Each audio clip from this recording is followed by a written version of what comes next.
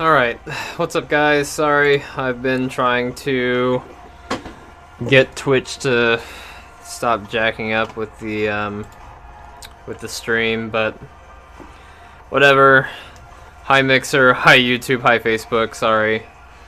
Today we're going to be working on 4 computers. I'm going to try to get these done as quickly as I can. I really don't want to be here right now. I've got a desktop tower right here where the USBs are fine on the back side, but on the front side they are pretty mangled. We bought it this way at a discount, but yeah, I mean it's pretty bad. You can see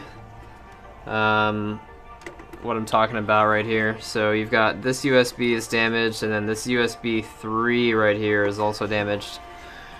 So I've got some little cables that we've got here. I don't know how well this is gonna work, if at all, but I've got USB 3 extension cable here. I actually bought this for an eBlue Scion 32 case a long time ago and never used it. And then I also have this, which is just a pull of the USB 2.0 cable, so we'll try that.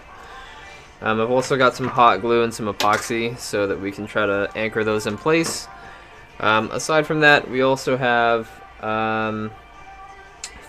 other hinge repairs that we need to do, and we need to try to swap the drive out of a NewTek TriCaster. The original drive was going bad. We managed to clone it. It took forever. It was only a 640 gig drive, so we cloned it to a terabyte sized SSD, and then once we got it cloned over, everything was working. But now we need to figure out how to replace the drive because it's mounted in a really weird way. There's an external power supply, there's an internal power distribution area, and aside from that, there's a bunch of other weird stuff. So anyway, if you guys are watching or trying to watch on Twitch, I know you probably can't hear this. You're welcome to go to our Mixer, our YouTube, our Facebook, or our Mixer, YouTube, Facebook, or that's it. So yeah, there's no way to there's really no way to hear this when you're on Twitch right now because it's just buffering nonstop. So let's go ahead and get started. First thing I want to do is I want to add like some tape or something to the serial, or not serial, but the product key on this computer, just because it's pretty easily visible. I'm surprised that they put a Windows 10 key on this computer. So I'm going to show you guys again.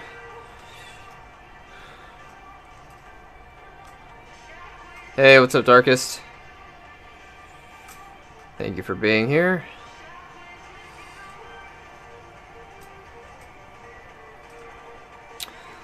So you can see pretty clearly. Is it even more clear? Yeah. So this one's jacked up pretty bad. It's missing the entire plastic piece. This one is weird. It's almost like it has been popped out or something. I don't know why that one looks like that. Right on, Darkest. Yeah, so Restream is helping me, it's relaying it for me, but I do appreciate, so if you see anybody that's over there, then let me know. Yeah, everybody's gonna have to use Mixer right now, because for some reason, it's not just your computer, it's mine. It's not my computer, and it's not me, it's either the recasting service, or it's just Twitch itself. Which is fine, you know, whatever, treat the affiliate like Slumlord. Yeah, no, was it the Wendy's ad? Because I got the Wendy's ad like 9 times. Oh, man. Okay, so here's what we want to do. We kind of just want to get down in this. And I looked this up. This whole panel is sold online, but it's kind of expensive.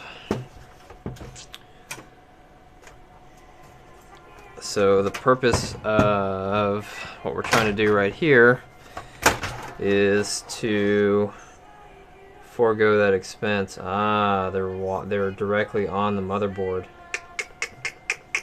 And they're double stacked. That's gonna put a damper in that.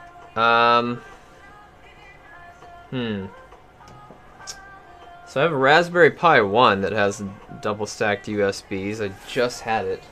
Let me grab it real quick.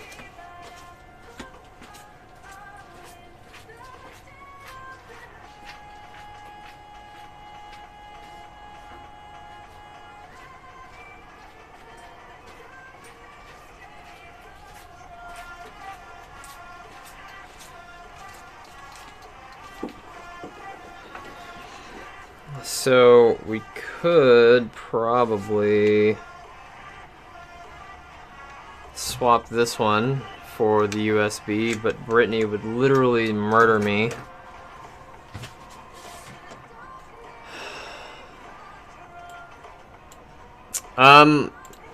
There's just a couple of computers here that my other technicians can't get taken care of themselves because they don't know what to do, so I'm just gonna handle it myself. Alright, so I guess this is a whole board swap then.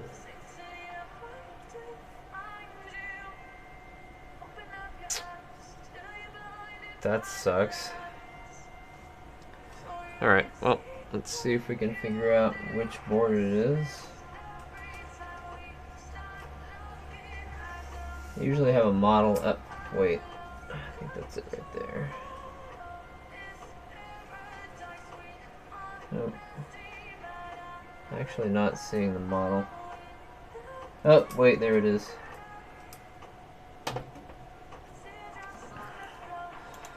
Alright, so we need to order...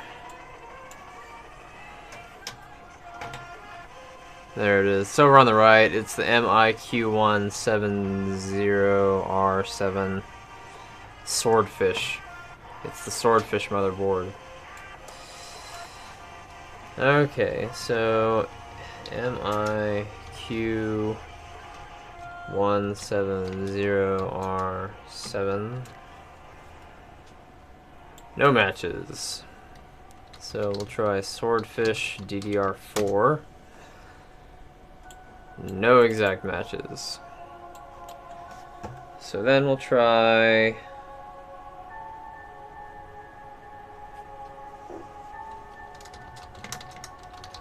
D18M Dell. It's an Optiplex 5040. I think.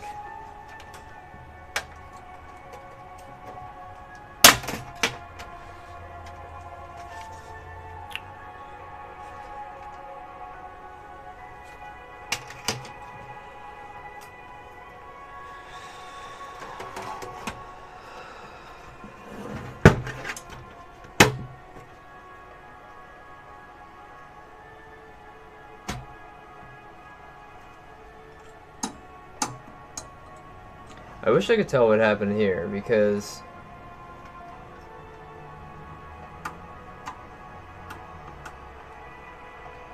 oh, I know what happened. Okay.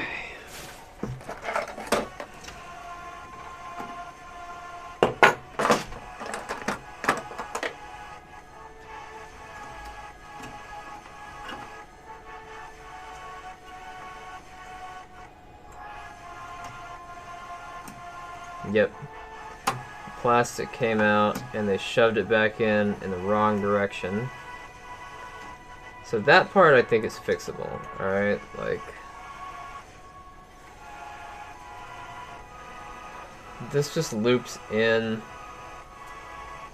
and then it goes down and sticks down there.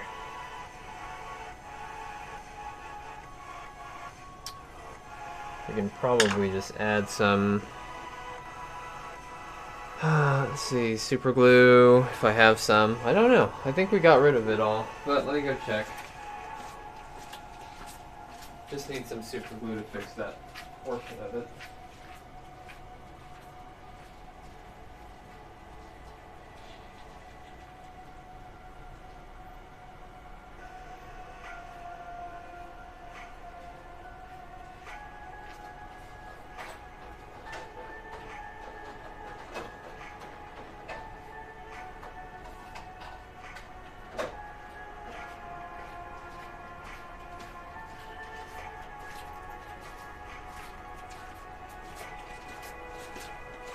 Kevin had some.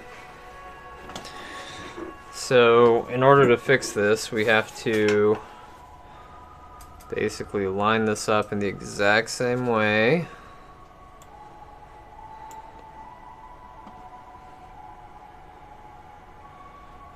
Yeah, I agree. I'm trying to get this out of here quick. If he has a problem with it later, I'll order the stacked portion of it, but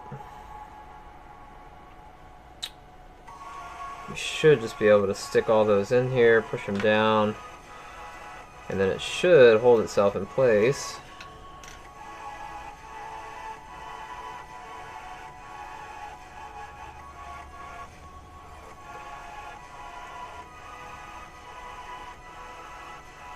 These pins are so small on this plastic piece.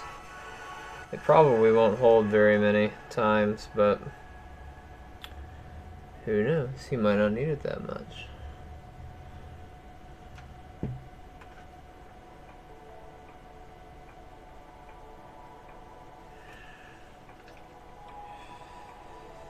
Alright, now to figure out how to put it on there without getting my hand jacked.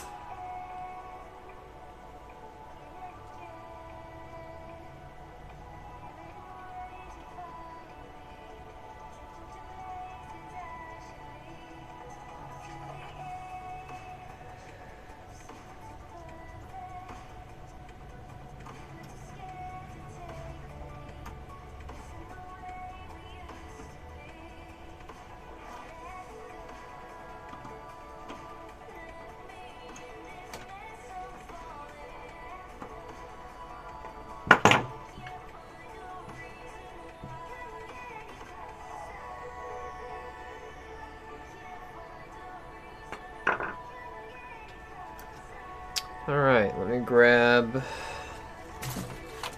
one of our Q-tips here.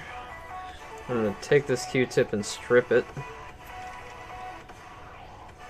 I really just want the like hard cotton roll in the middle.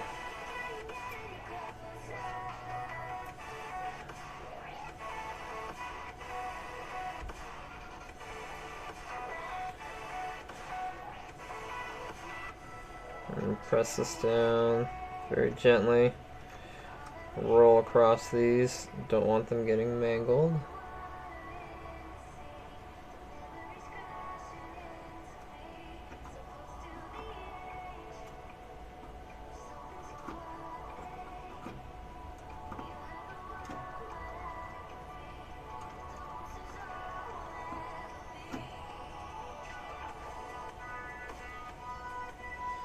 Alright.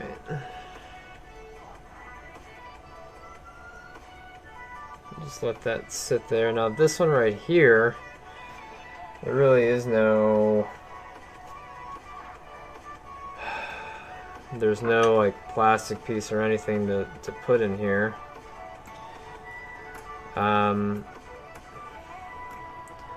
We definitely don't want the customer trying to stick stuff in here, and I don't want to try to take... I don't want to take apart my Raspberry Pi 1 because it has the composite out, which is what Brittany really wants because she can hook it up to a CRT TV. Let me see if we have another like spare motherboard somewhere that would have a double stacked USB on it, and we'll desolder and solder in the new one.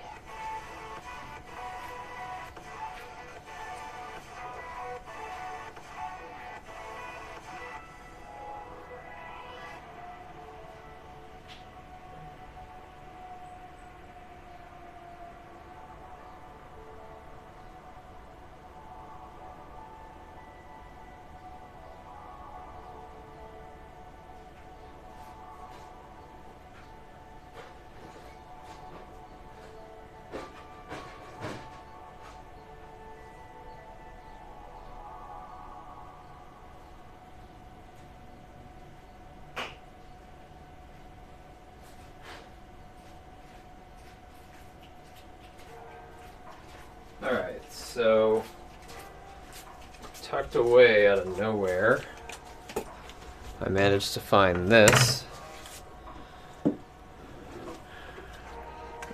It for retro games.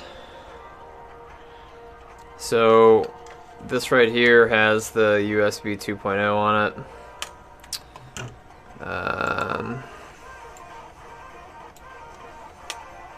Let me show you guys. So here it is right here. It's a double stacked USB 2. It does require me to take out the motherboard, but I have to harvest it from here first, which I wasn't expecting to do. Oh god, there's super glue all over my desk. What the hell? Bad cyanoacrylate. Bad.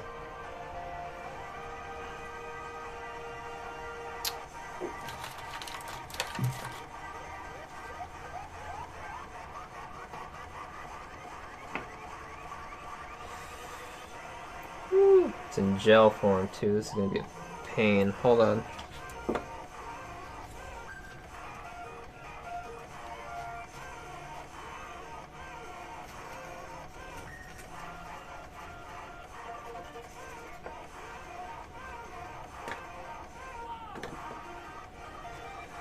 Okay. Yep, heat gun removal. This is a DDR1 board. They look like they're about the same size. Just need to make sure that they're facing the same orientation. With the plastic on the top side. Yep, alright. I think we've got a good candidate for removal here. Go ahead and start the harvesting procedure. Yes, my shorts are white, basically.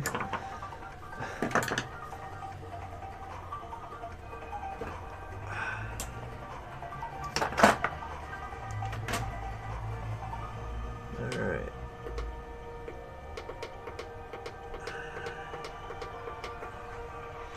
So we're going to harvest these USBs.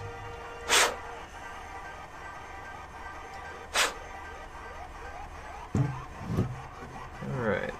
I don't think it's going to be too terribly difficult.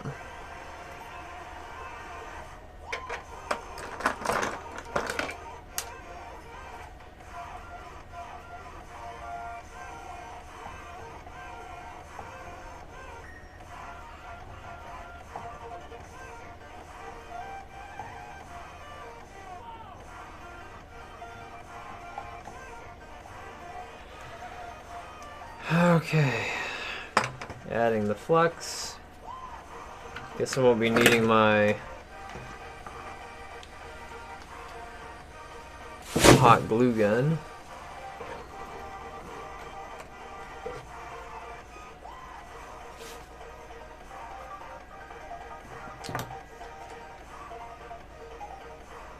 It's probably a little too wide.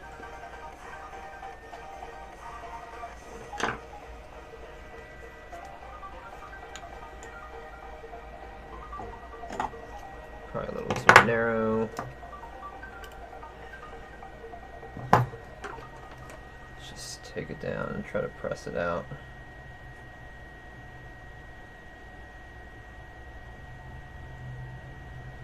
I don't know what temperature they decided to, or what the melting temperature is of the solder that they're using. So I'm kind of just testing it.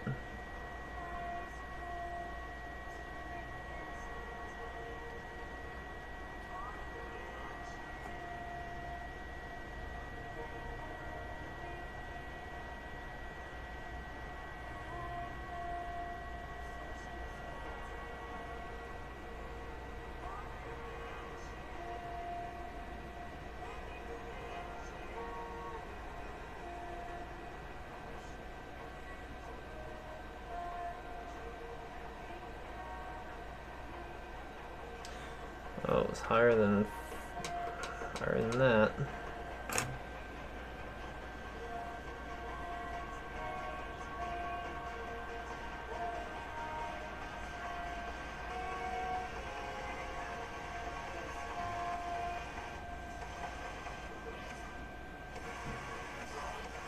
just adding some downward pressure so that once these legs, once the solder on the legs starts to liquefy, I can start pulling this down.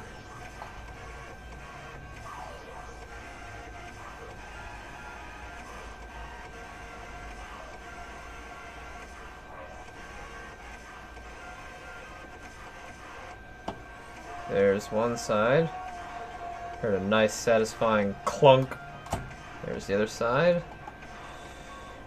Gotta be careful getting the rest of it.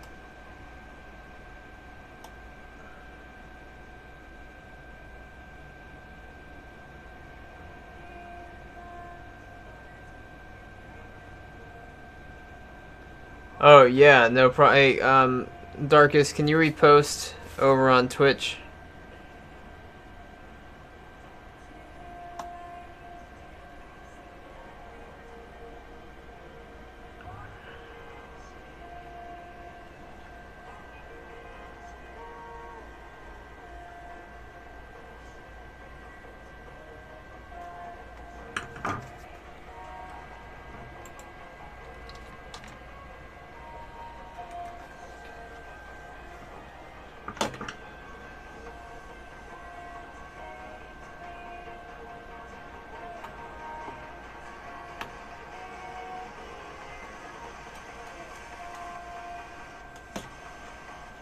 There goes that one. There goes that one. Probably grab it now. Just try to take it straight down.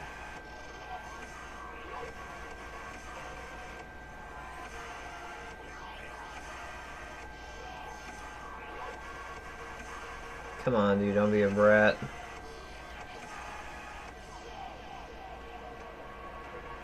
Oh, are you for real? I just noticed that my thing is wobbling.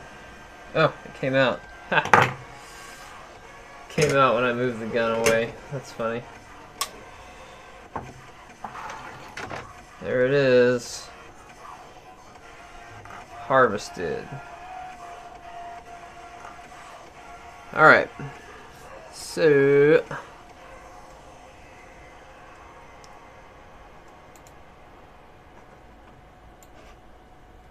oh yeah, they do sell those. I didn't know they sold those individually. Like, I never have to do this, but I'm gonna add this to my list just in case I need stuff. That's really good to know. Like, I know I can get them on eBay and stuff. Dude, they've got the ammo. Okay, yeah. Dude.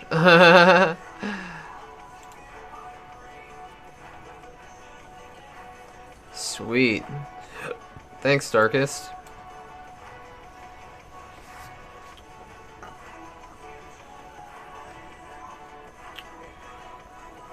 They harvested pretty well too. All the pins are straight. We just got some excess solder here that we need to take off. But the plastic's still in good condition all the way around. Just need to try to remove the excess solder here.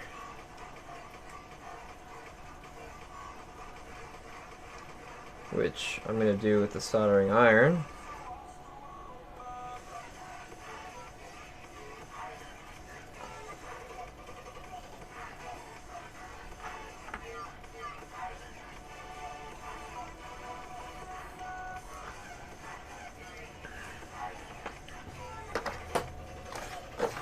Okay, now I have no idea where my desoldering braid is. It's still like lost in the move. I should probably order another one.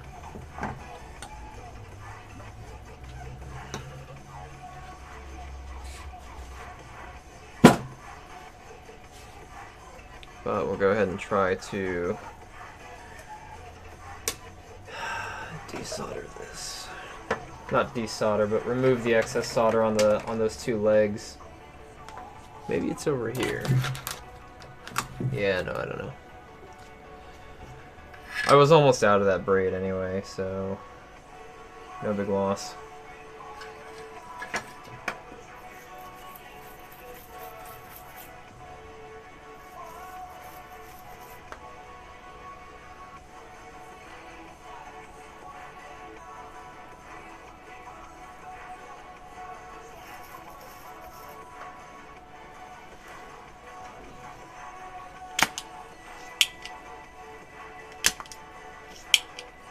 Yeah, but our fries is closed, basically.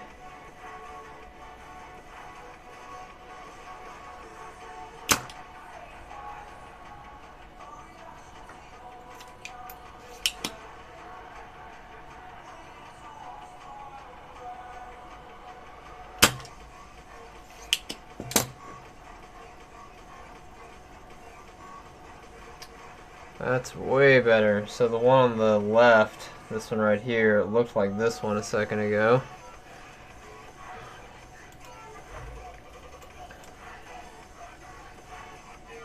Now I'm going to do these, well, primarily this one. This one I don't really mind, just kind of working in like that. There we go.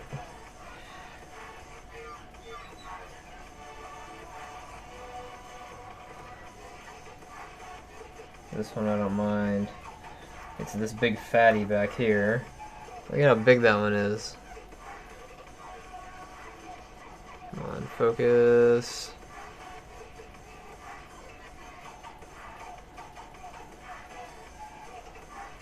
I know it's hard to see, but there we go. Look how big that one on the right is.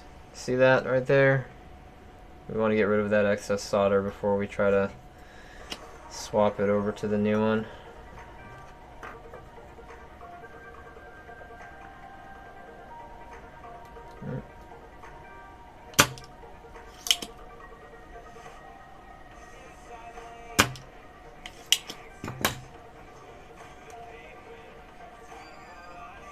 Alright, and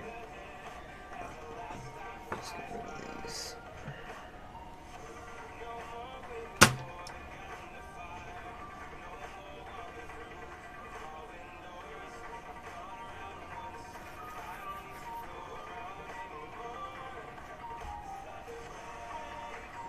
I don't know what that is.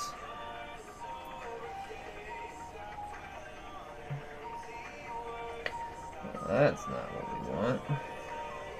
I don't think that's a... Maybe that's soldered there. I think it's just stuck. One of the solder ball like fell in between here, and I don't want it to bridge. I'm an idiot. There it is. Yeah, you don't want that happening. That's how you get shorts.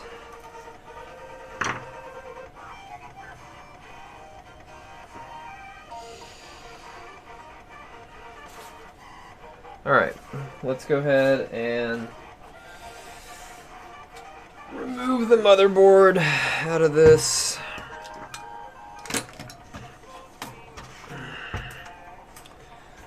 Out of this machine. How many screws is it? It's not too many.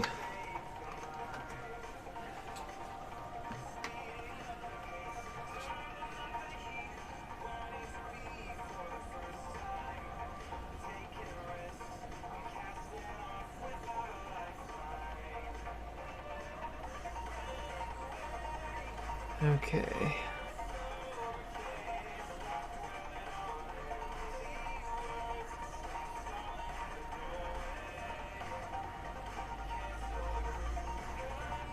All right.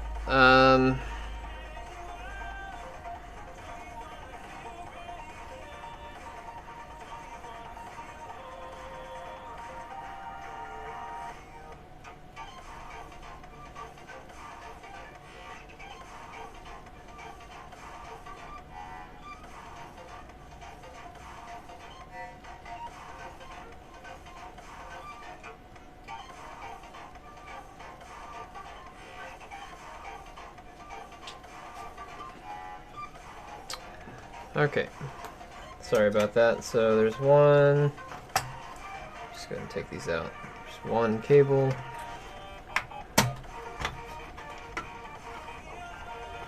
Ow. 2, 3, actually 2 cables. I don't need to take that one out.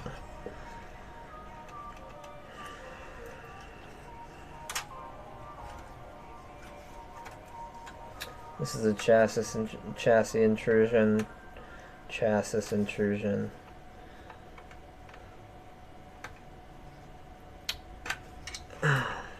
Thank you, Darkest.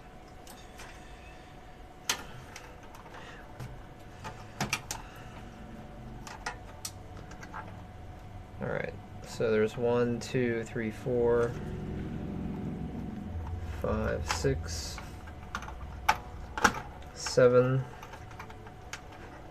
8, 9,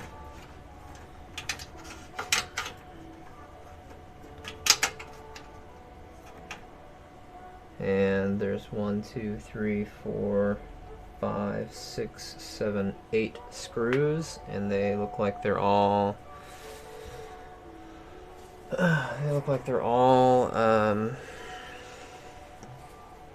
Phillips head.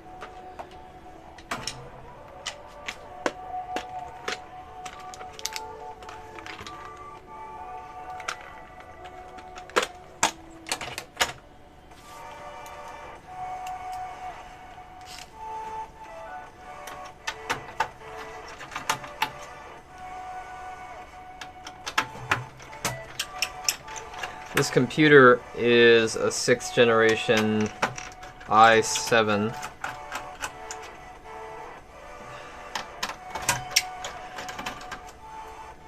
It's a pretty good machine.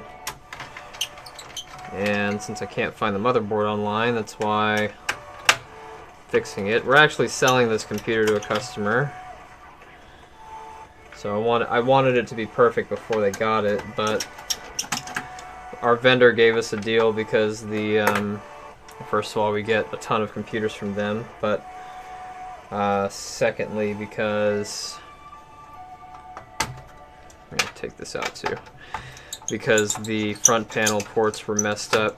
So I actually wasn't planning on fixing it this way. I thought they were cables. I thought they were attached via cabling, but hey, Bobeta.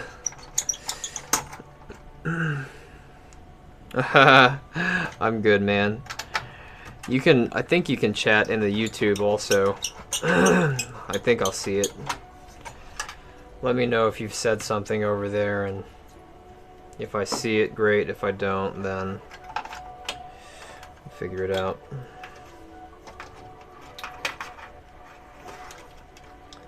Alright. Yeah, Twitch is wigging out pretty bad. It's annoying. Oh, I missed one.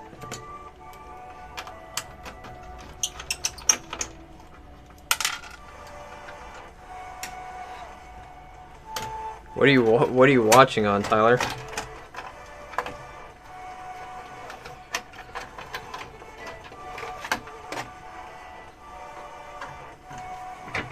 All right. So this is the board we're going to be moving everything to. Before we try to do anything, we just want to make sure that this is going to line up. Pretty sure these are standard. They've been this exact same type since the beginning of time. You can probably find some Windows 95 computers, 95 second edition, or 95B, sorry, 95B, that kind of supported USB. I'll bet you'll find some of these on those early boards. All right, well, now the USB 3 that we super glued in there, that actually feels pretty good. Just gonna tap one of these wires real quick. Yep, okay. Just making sure they don't come out, and then I'm gonna grab just a little USB drive just to test it with. Goes in all the way. Guess we'll find out.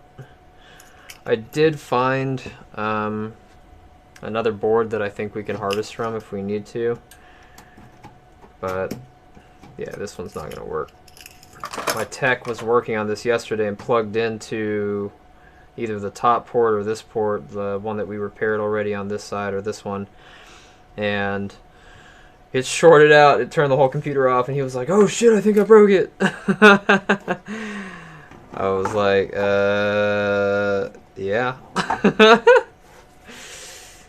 It's whatever though, it's fine. So the melting temperature that they seem to use is around 350 on this, on the old computer.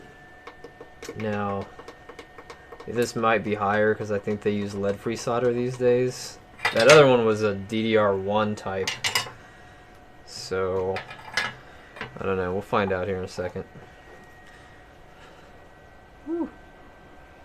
Yeah, let's not have it blow that hard, though. That's a blowhard. Okay, and where's my pick? Where's my music? We had music. What happened to it? It was so soothing and great. Video pause. Keep watching? Yes, we're in the middle of a pandemic. Everybody is quarantined. Of course I want to keep... What even question is that? Thank you, Netflix, for removing that question. Supposedly they removed it. I don't know if that's accurate.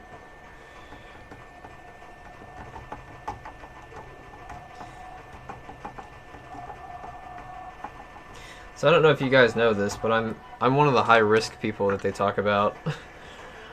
I'm a double pneumonia survivor with asthma.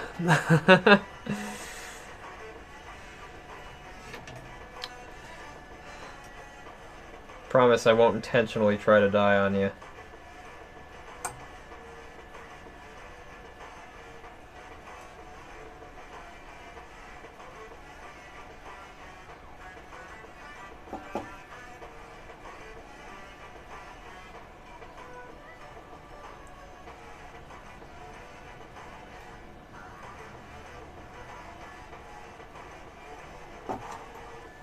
Alright, that's not happening.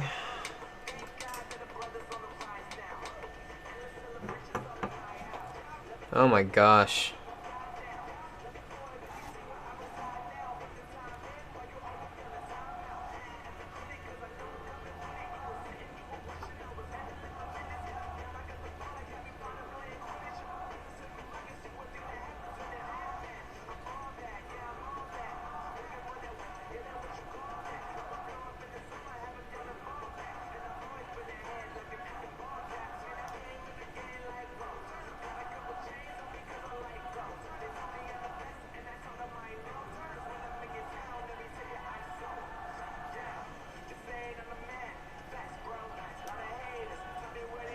Yep, it very well could be a lead-free solder that they're using because it is not budging.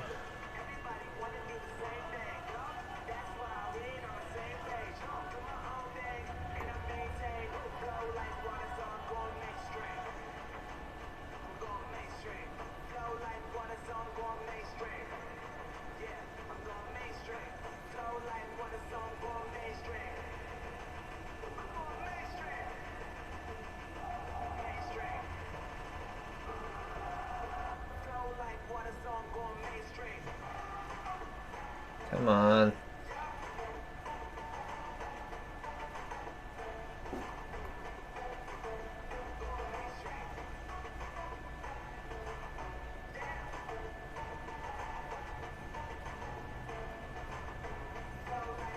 Come on.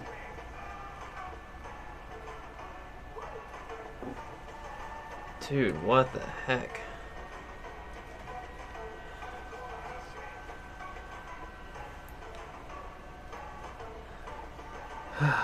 Must be nice. Bro Beta, must be nice, not you, Tyler. I'm glad you filed. I'm sorry you had to.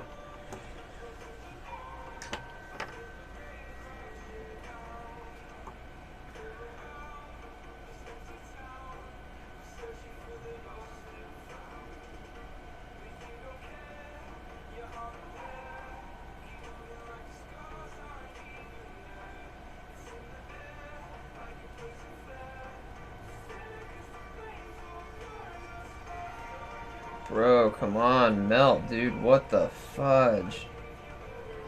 Oh, the backside's melting, but I can't. Oop, there it goes. Come on, dude. Go. Jeez.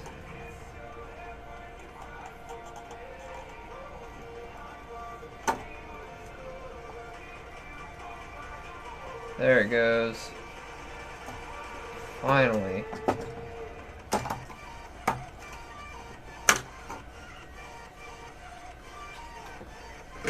Jeez.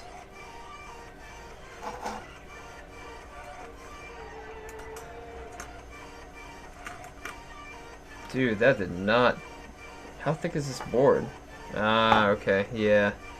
I'm used to the laptop boards now where, like... Ow, fudge! I'm used to the laptop boards where it's, like, way easier to... to get those to fall out.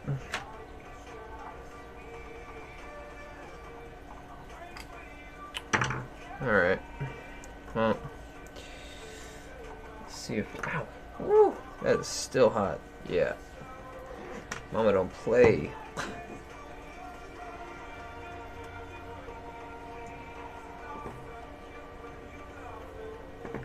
My left hand sucks. Alright. It'll work, but I gotta take this out. Let me increase this.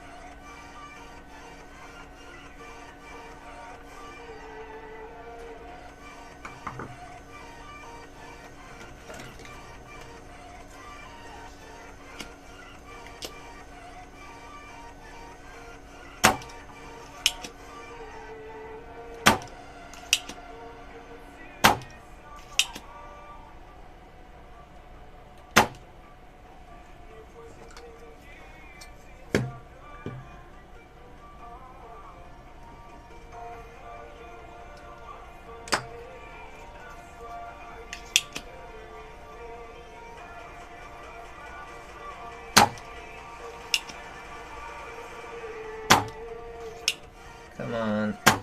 There it goes.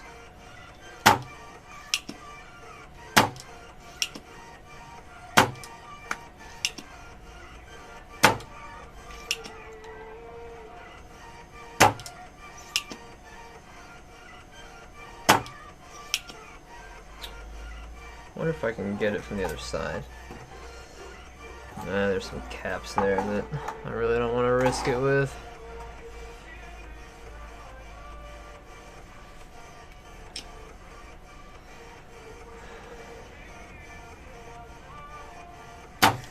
Yeah, you have the luxury of getting to clean luxury cars, though. Damn.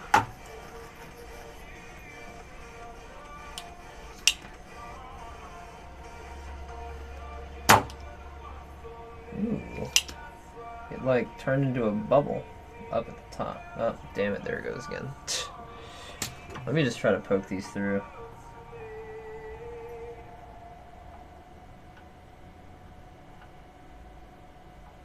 You don't want to widen the hole, but you just want to make sure that there is a hole.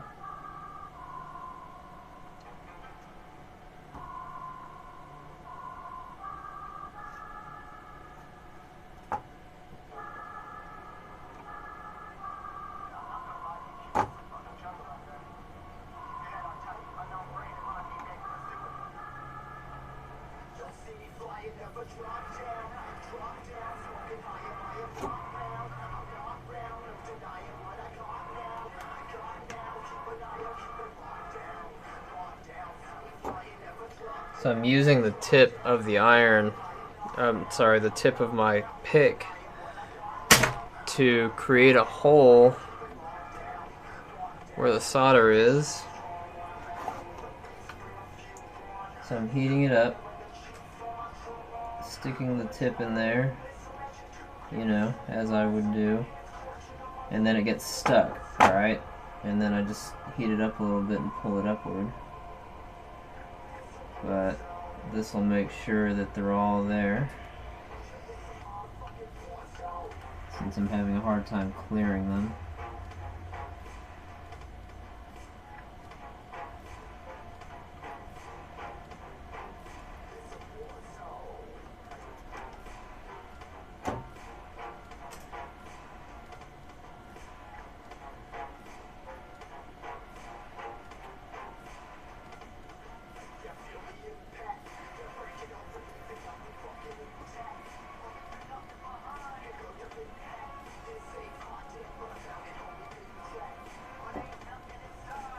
Alright.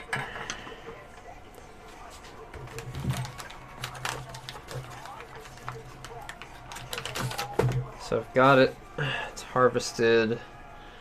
Now all we gotta do is clean it up a little bit with some alcohol. That's the acetone.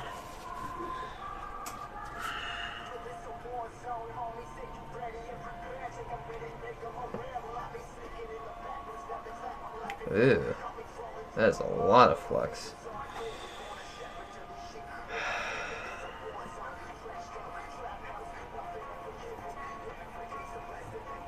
We'll just have to keep cleaning it until it doesn't look like junk.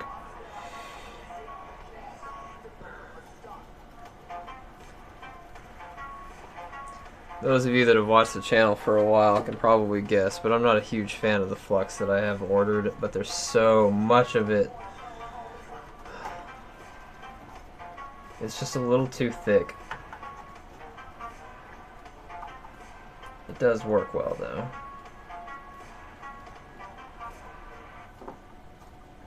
Hashtag first world problems, I guess. Yeah, but I wouldn't profiteer off of it.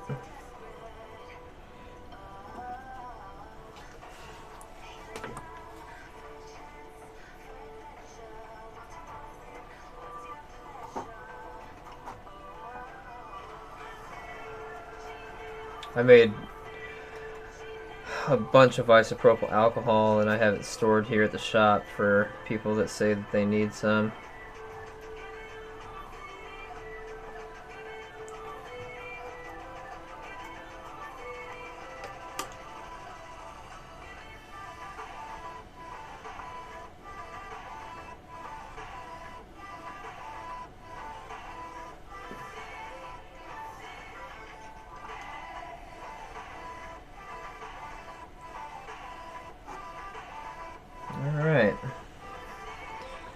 So now we can compare these side by side. This is the original one that was in this board. This is the new one we're putting in that was harvested from a board that's like 17 years old. So we'll be putting this one in there. Board is at least 17 years old. It's got DDR1 in it. They switched to DDR2 in 2003. But it's not broken, so that's nice. We're going to go ahead and try to push these through. Oh, let's make sure that the pins align like this. And they did until one got stuck, yeah?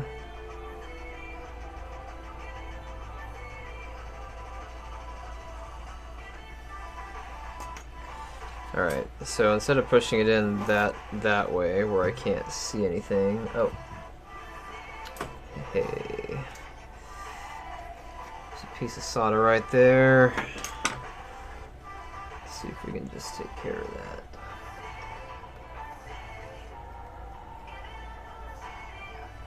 Nope. Is that the leg? You want to be careful when you're pulling these out because you really don't want to rip the. You don't want to rip the pads. Alright, now it looks like I formed bubbles on this side, which is interesting.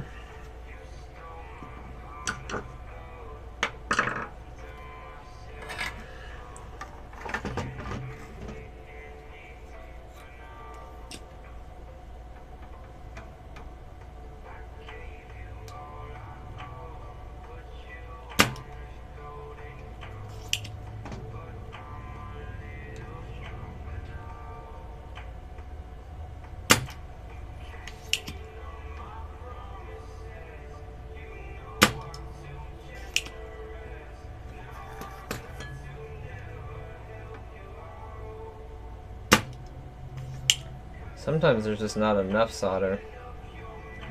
Let me just run these through real quick.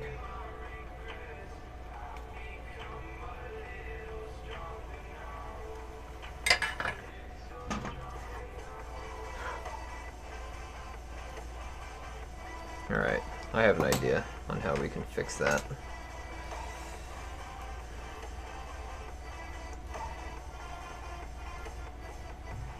Alright, so long as all these line up, which looks like they do, then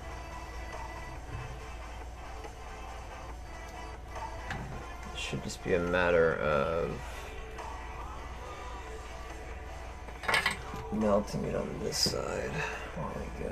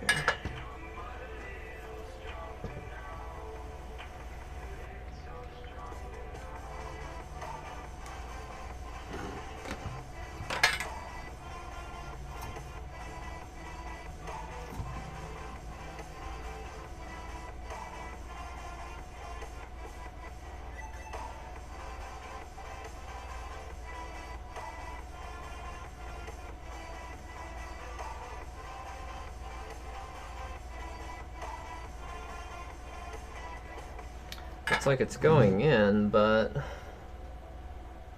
one of the legs isn't budging. I think it's this back one right here. Let me try it from this side. Just want to be really careful of that capacitor that's right there.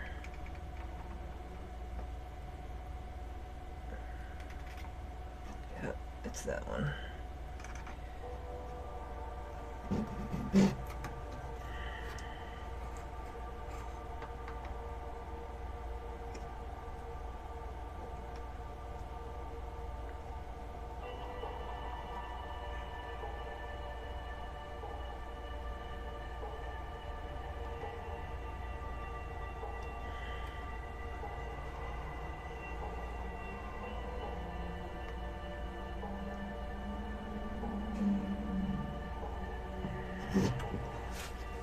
Come on.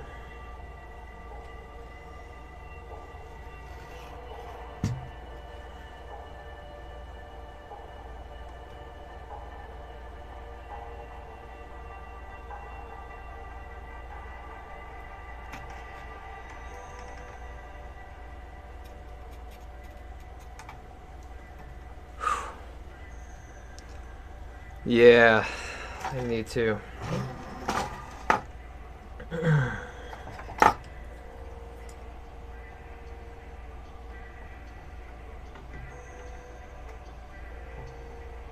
I'm also trying to make sure that those legs are lined up, which it looks like they are. Mostly, I think, but mostly doesn't count, really. It needs to be exact.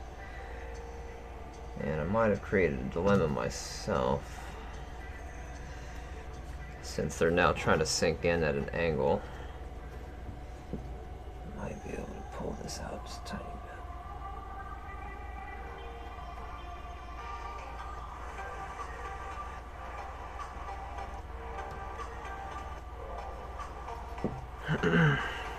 Oh, you know what I need? I know exactly what I need.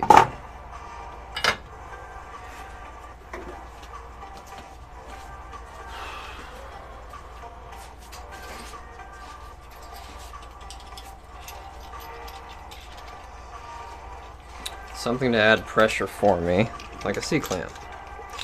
Hey, what do you know? A C-clamp.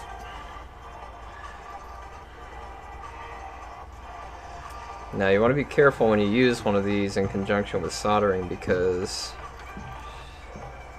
you don't want to scratch the lines.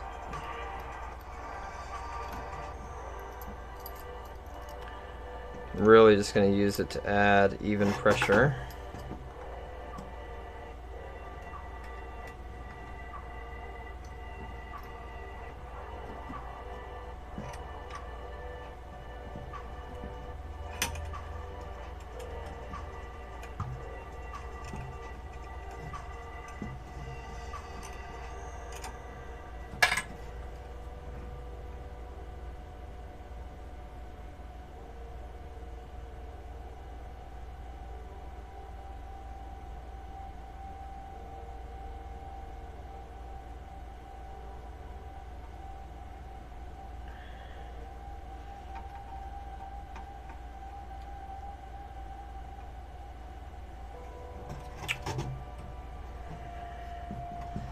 Not working as well as I wanted it to. I will add some more solder though, as soon as I remember where I put it. Did I start this project not knowing where I put my solder at? Have we been working with the existing solder? Shame on me. Alright. I know I used it the other day, so it's got to be sitting like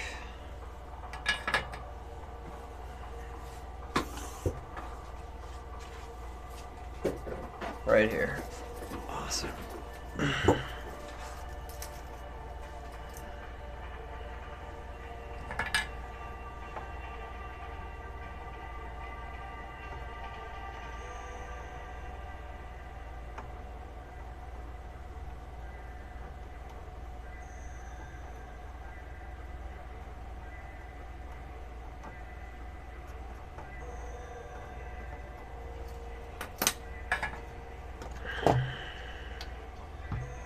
Alright.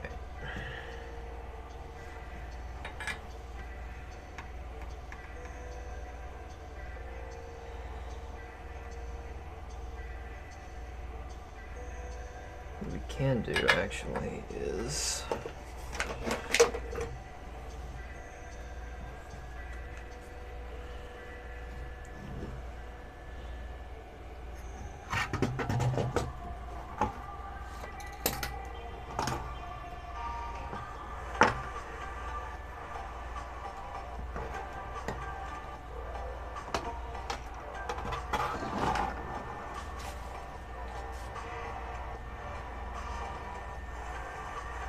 how I'm going to lift it up in position though.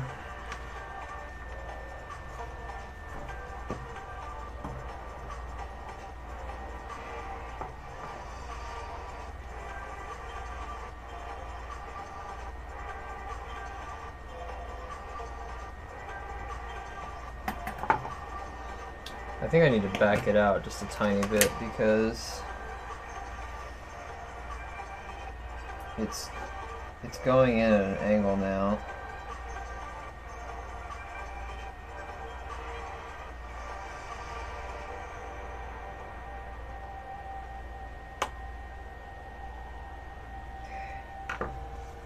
There. Alright, so I backed it out just a tiny bit on the one side.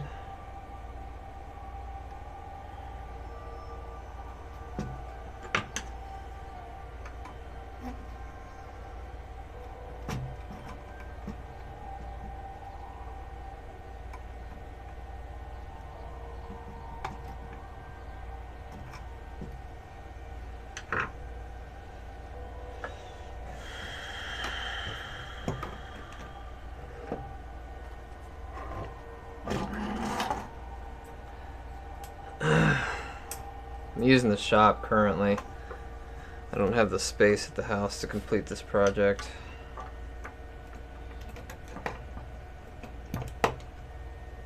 I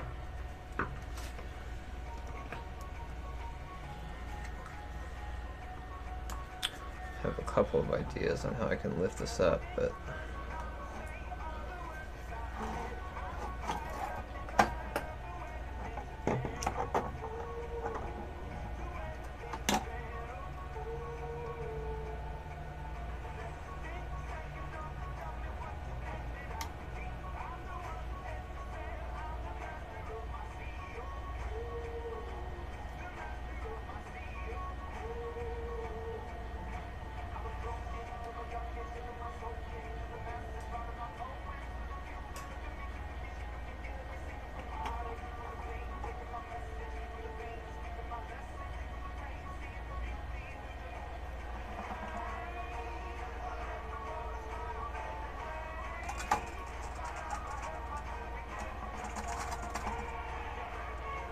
Come on.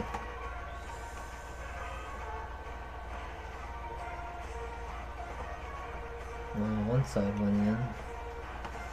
Just can't get the other side. Really is hard to do this when... Oh, you know what? I know what I need. I need I know exactly what I need. I just fixed my problem. I thought the seat clamp would be best, but it's not.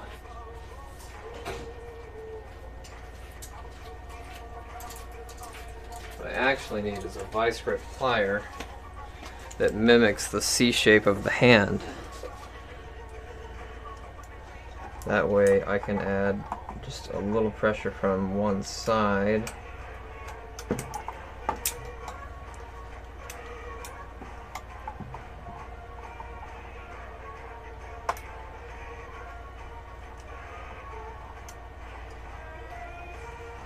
There we go.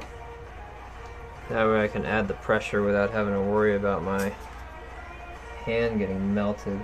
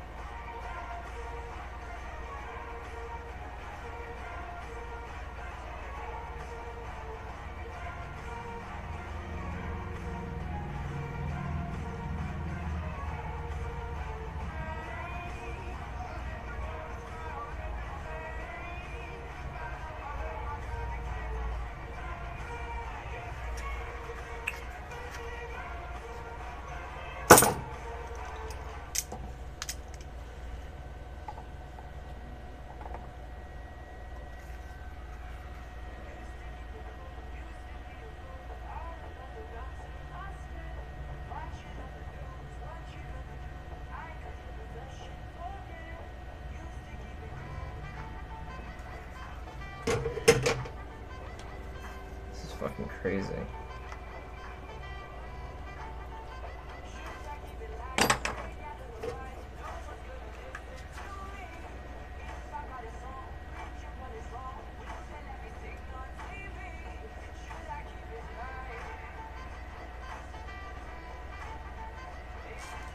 There it goes.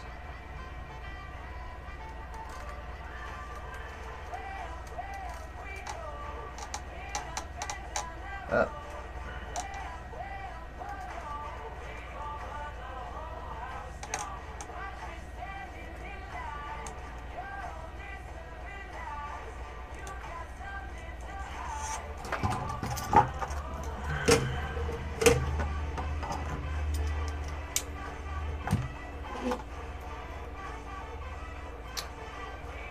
It's in. Now we just gotta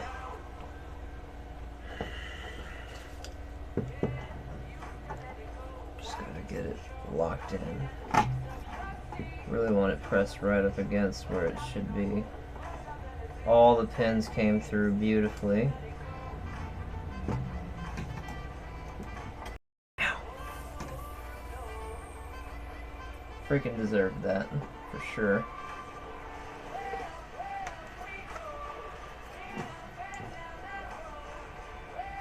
Thanks for keeping the message going, Darkest.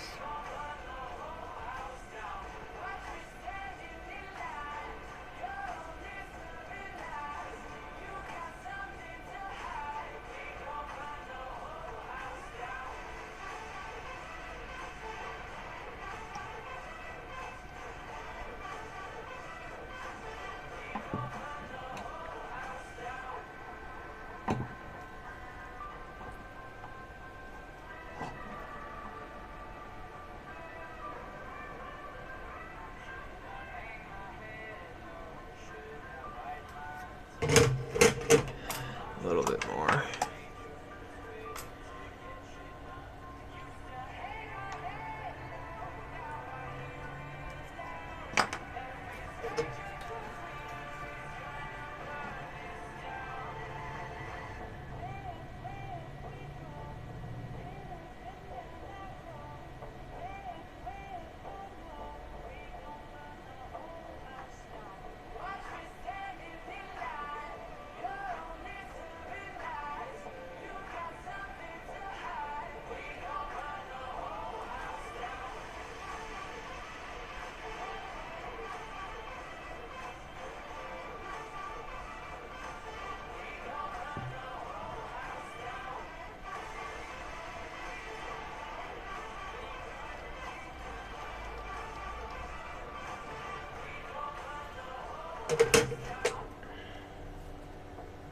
Alright. I think it's in all the way. Hey, Yev, what's up? Thanks for joining us over there. Where appropriate.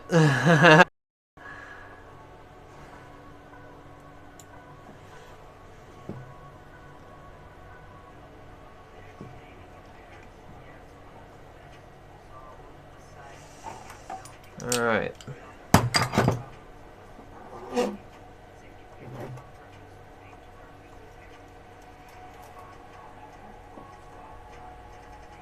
Cool.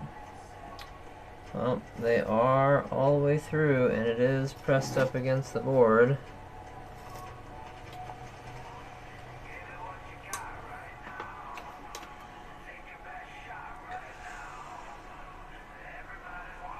And that's pretty flat, guys.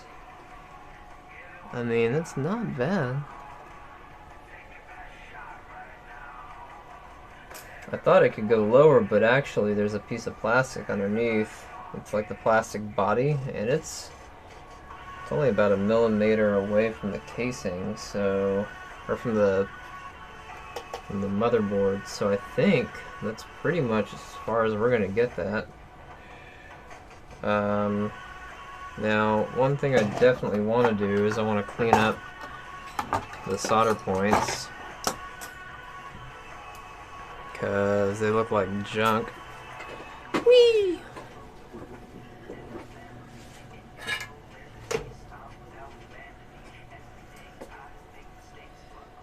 Alright.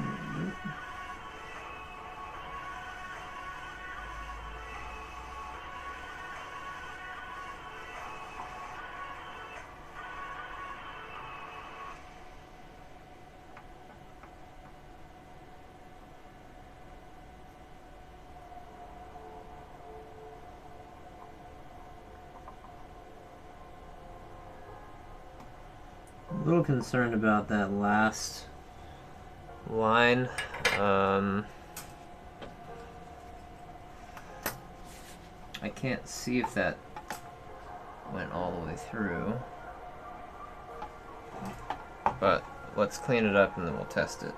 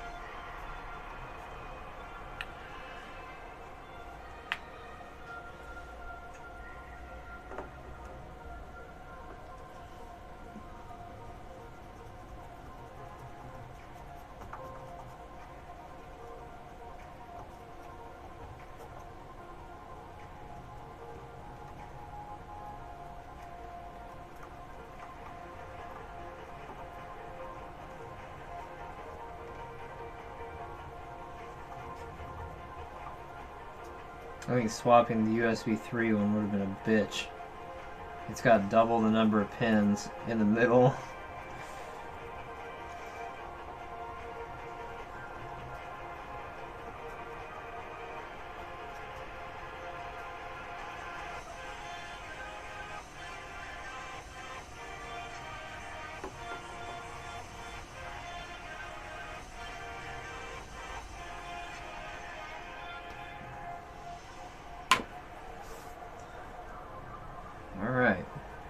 Let me go grab my voltmeter real quick and we'll do a continuity test.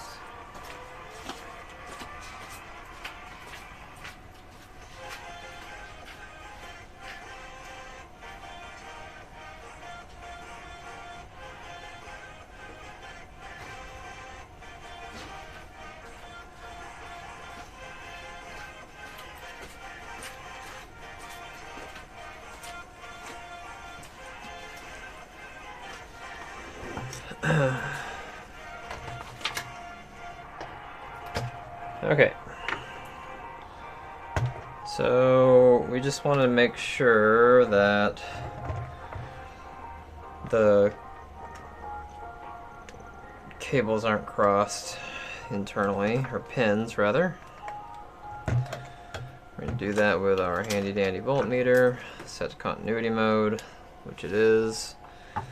Those of you that don't know, when you hit a circuit that is isolated together, in other words, one side touches and connects with the other side, then it'll make a beeping noise.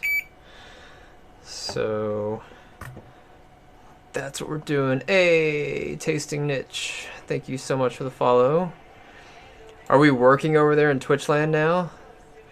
I have no idea. No idea. Alright. Hey, over in Mixer land, thank you for being here. Appreciate it. We're just doing a USB swap from the current motherboard and an old donor board. And we're going to test to make sure that nothing is connected internally.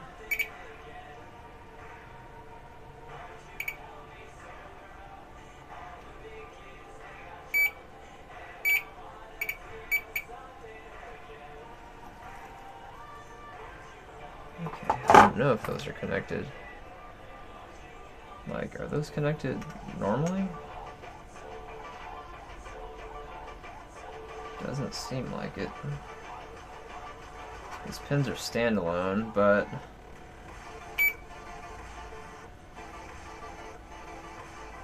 I know those could be ground.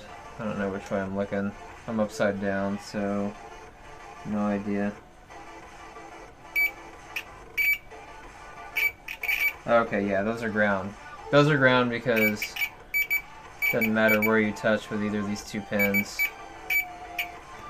So it should be the same. Well, they'll ground internally. Alright, so these two are fine to be connected together because they're ground. These two don't do anything, those two don't do anything, those two don't do anything. So now we want to make sure that we can touch it. So don't do anything.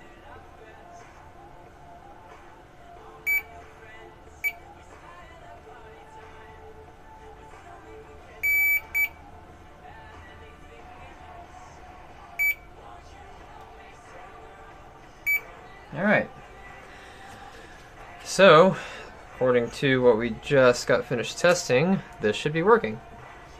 Thank you, Tasting. Alright.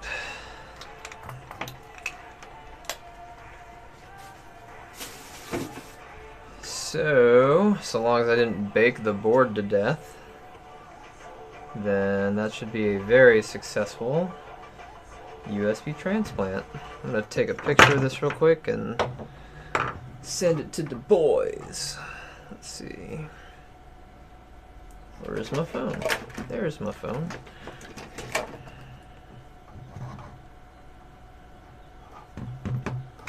Take the old one out.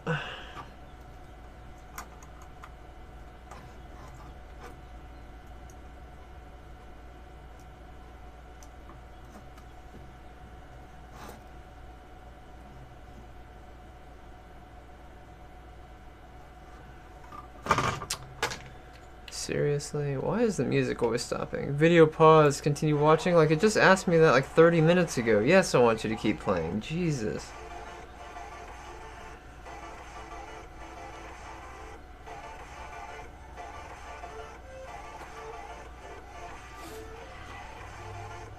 Alright. Now, I'm glad we actually did this because that thermal paste looks like junk.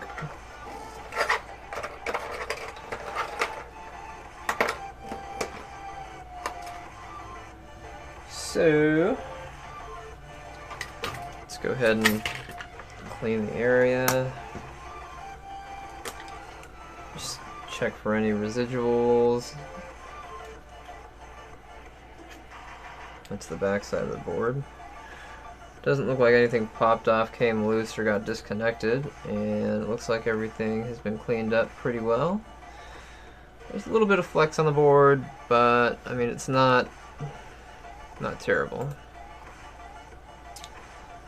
You can see the flex right here, just a tiny bit. And it bows up by like a millimeter-ish. That's okay. The gold traces are flexible, so it shouldn't really affect anything. So long as we didn't burn any key components, then we should be okay. Go ahead and turn the soldering iron off.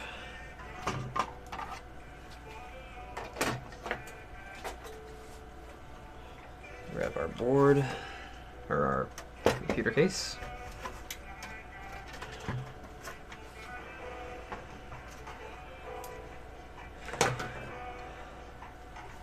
S20 Ultra. Oh, the phone? You have it already?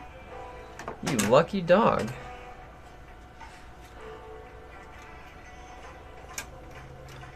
That makes me hashtag jelly. Alright. Not a big fan of how this board is supposed to go in. Normally do go this way, but guess it's easier that way.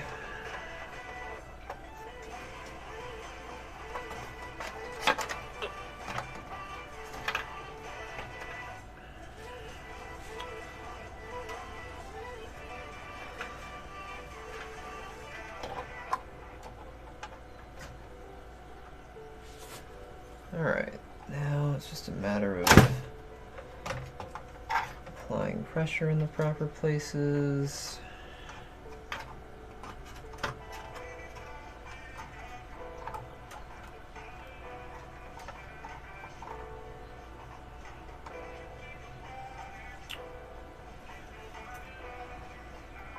Let's see, feels like there's something stopping me from pressing down. Don't know what it is yet.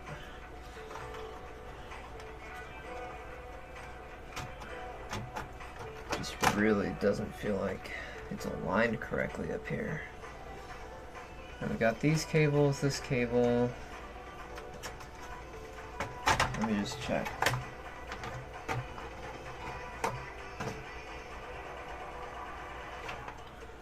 Nope, nothing underneath. So whatever it is must be from the rear I/O panel. Whatever is causing our grief. So our first order of business is to make sure that's pressed all the way.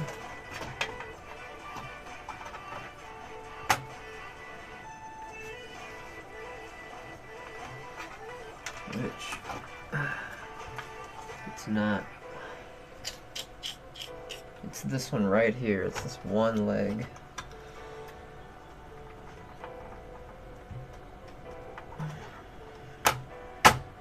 There it goes. Whew, that was not fun or easy. Wow, man. Nice job. Congrats. Alright, so what we're going to do is let's clear off this processor real quick.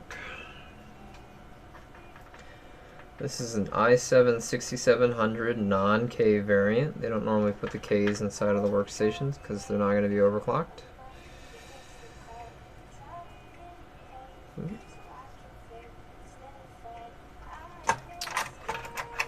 Sure.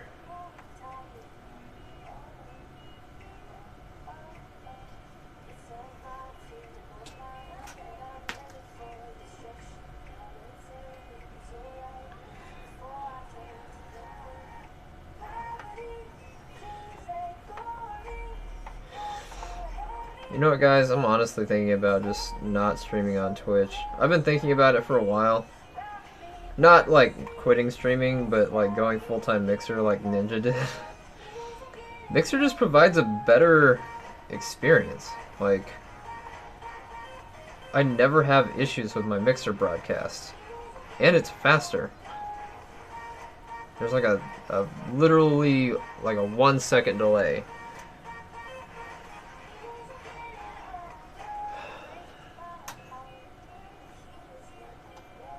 Been thinking about it. Plus the affiliation on Twitch, it doesn't really... I don't really care about that. I'm not here to make money. I mean, I film my job, for goodness sake.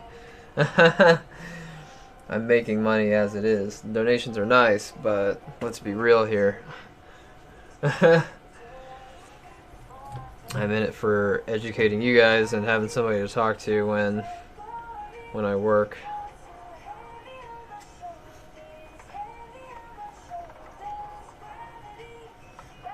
Alright. That's as clean as that's gonna get. Yep. Chassis. Yep, so the chassis intrusion cable is right here. Thank you. Good point out.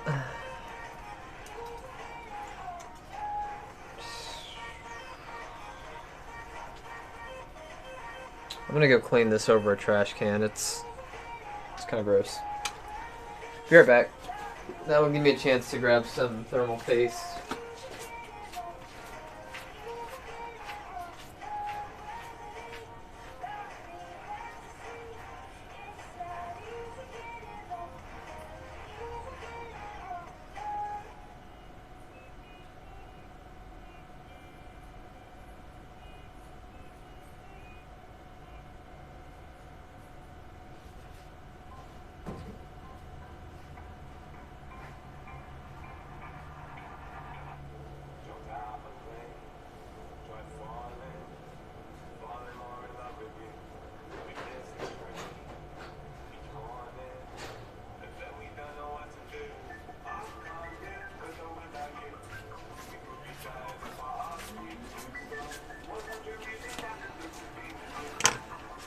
Alright, I got rid of all the excess flakiness, so I'll go ahead and clean the rest of it here on stream.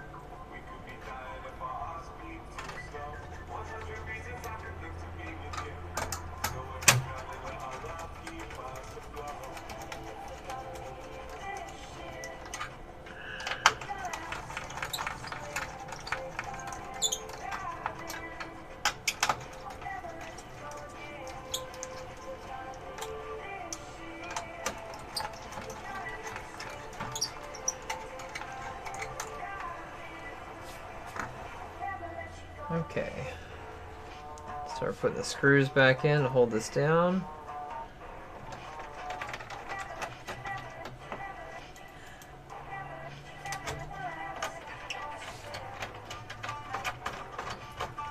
Looks like the alignment on that side is good.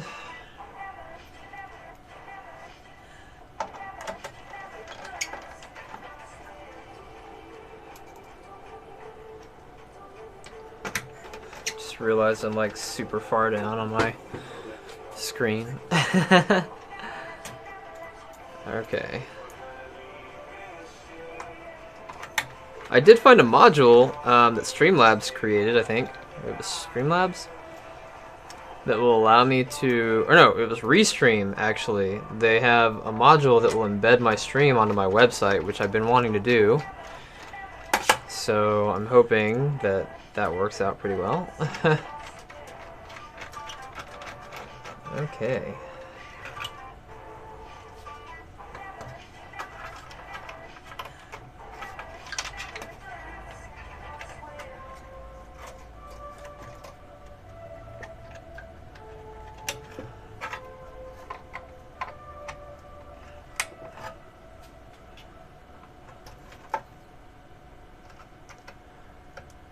All these cables back in.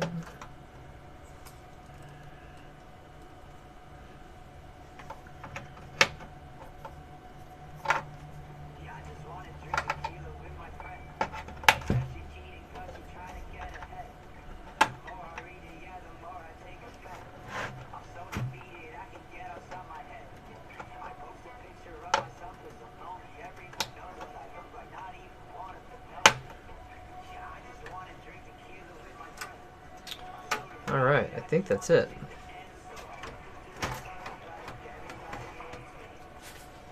Now, hey, look at that. Perfect. Cool. Let's see where this one goes real quick.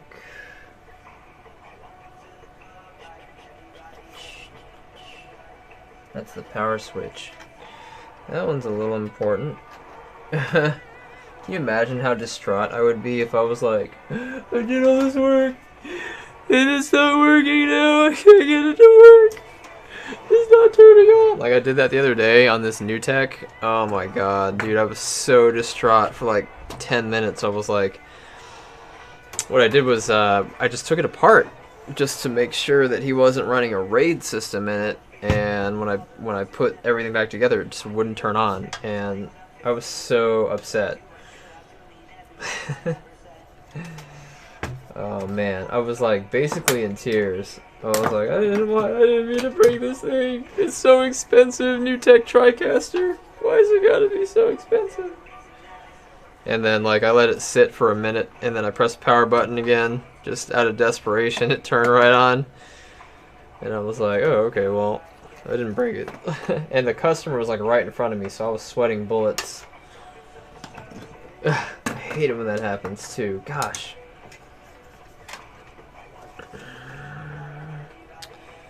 Well, that's annoying. I'm missing a screw now. How does that happen? I had them all right here. Oh, it fell. That's why.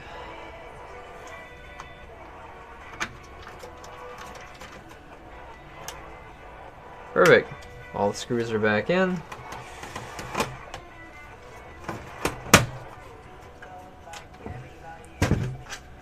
Look at that. Uh-huh.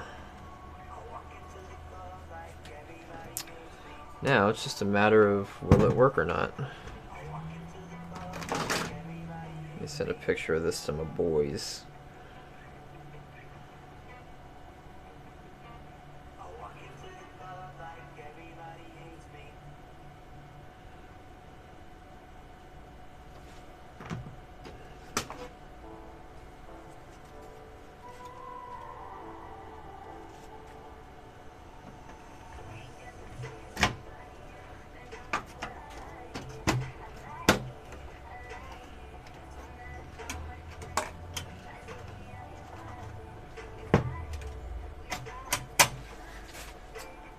Alright, so I guess now we just want to make sure that it turns on and works.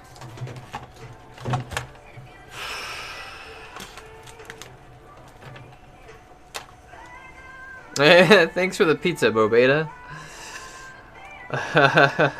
That's hilarious. And Restream's congratulating me for getting 100 messages. So shout out to Darkest Nights for doing all the hard work.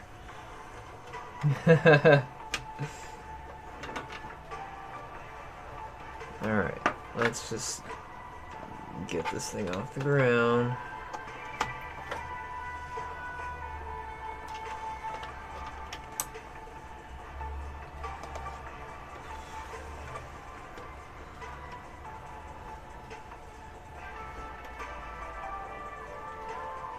Alright, what have we got? We got anything? I don't see the electricity coming on.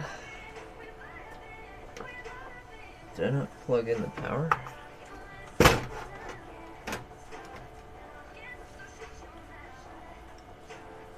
Yeah, I did.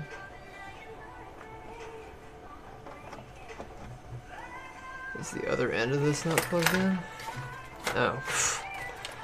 Whew, sweating bullets again, guys. Okay. There we go. Power light came on. The power came on. Not sure why. Power went. Oh, okay, perfect. It's doing its little soft warm-up thing that Dells are known for. But pressing the power button does not provide... Oh, there it is. The button I kept thinking was attached to the front, but when it's open, it's actually recessed into the machine. So we do have power. I do see the mouse coming on. Let's check and see what we've got here.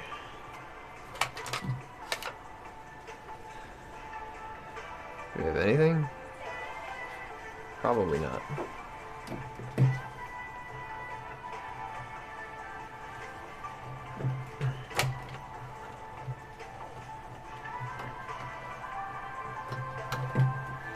I've been working on some Nintendos, so had to rearrange my screen and stuff. Hey, there we go.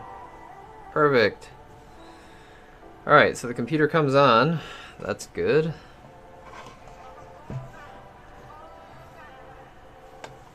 Yeah, it is a pretty big delay.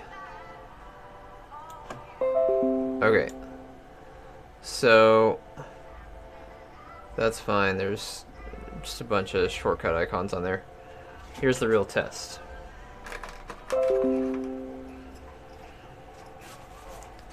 Yeah, the delay right now is like just insanely long, so that's fine. Let's just open up the system. There we go. That way I don't have to worry about anything popping up. Alright, so we're going to take this USB right here, and we're going to plug it into the working USB 3.0 port. Hey.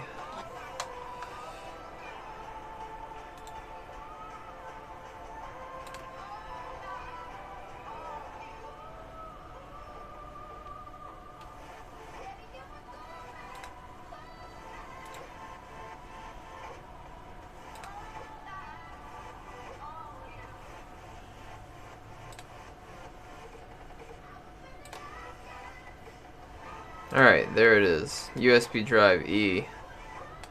It's got a bunch of viruses on it that I quarantined.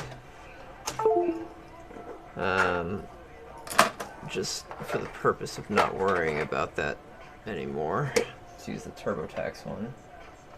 This is in the other USB 3.0 port that we had deemed... I mean, like the plastic had snapped off and I just shoved it back in there with some super glue. Let's try this.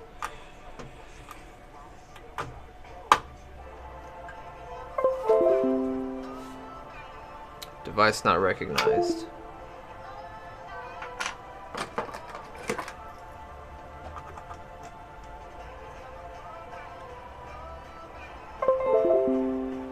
Device not recognized. This is the port that was bad. I mean, it looks fine, but it's not functioning correctly. Okay. Now for the USB 2.0 ports. These are the ones that we switched out. Hey! That's good. And we got the one more on the top.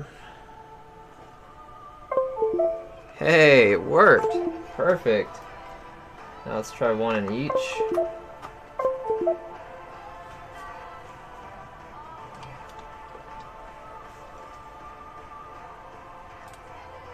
Awesome. We did it.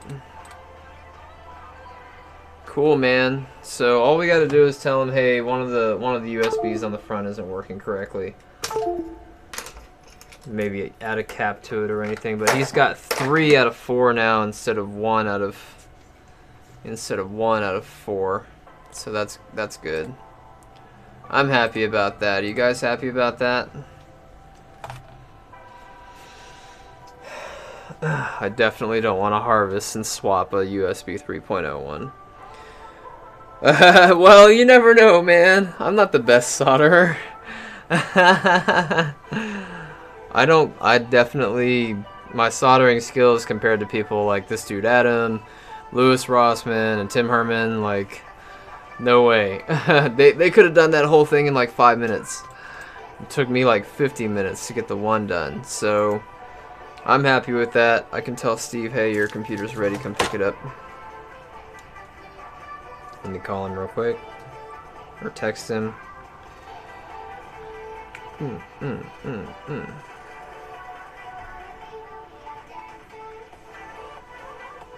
Okay. Let me put the lid back on.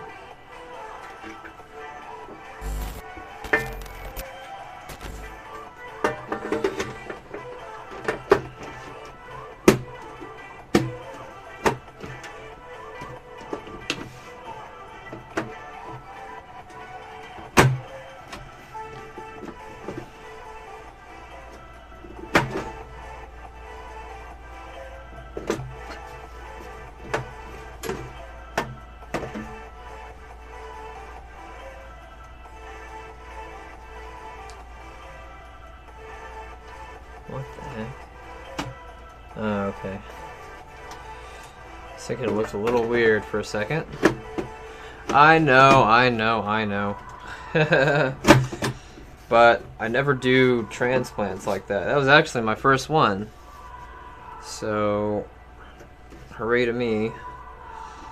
Was it my first one? I think I might have done one other one, but it was on a laptop, which was like way easier for some reason. Okay. Yeah, I've fixed a lot of bent pins on motherboards already. Why isn't this going forward?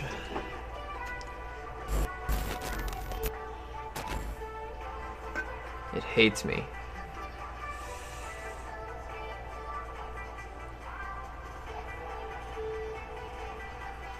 Just trying to make sure nothing's in the way, dude.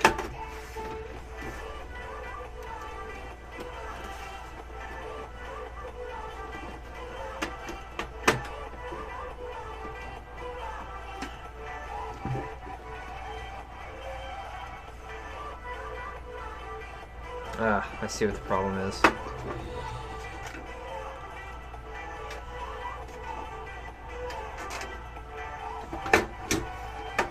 think.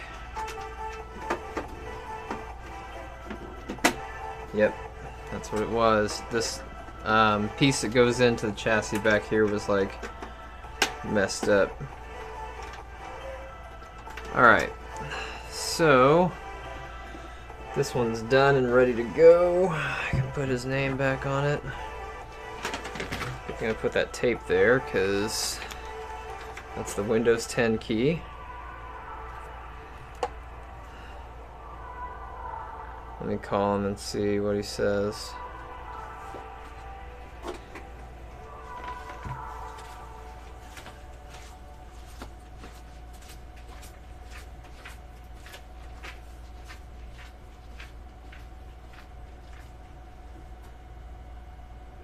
Hey Steve, it's Mark at Rad Computers.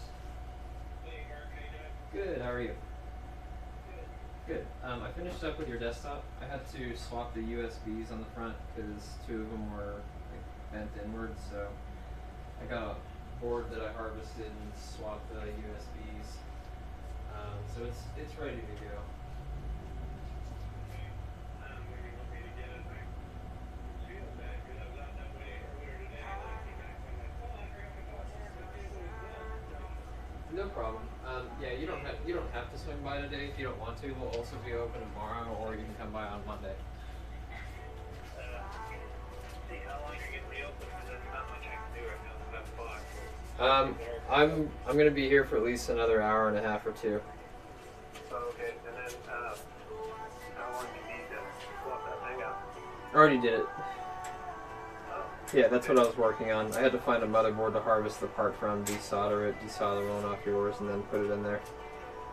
oh, okay. I'm gonna try and do this. Come down there in half hour or so. Okay. If I can, I'll call you and say, hey, it's gonna be tomorrow. Okay, no problem. All right, thanks, Mark. My pleasure. Bye. Bye-bye. Okay.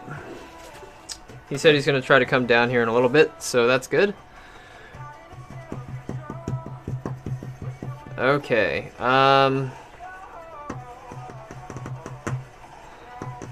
Let's see here. What else do I need to do? You guys know we have swag now? We have swag. Did I tell you that? We have a merch store now. I can't remember where it is.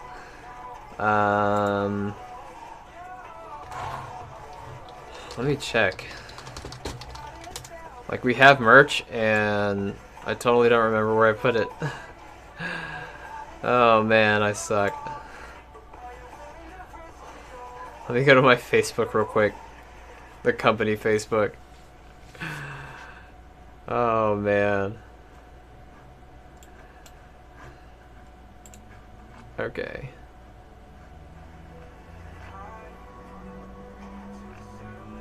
Oh, I know, right? I'm always looking for ideas too, so if you have more ideas, then just let me know.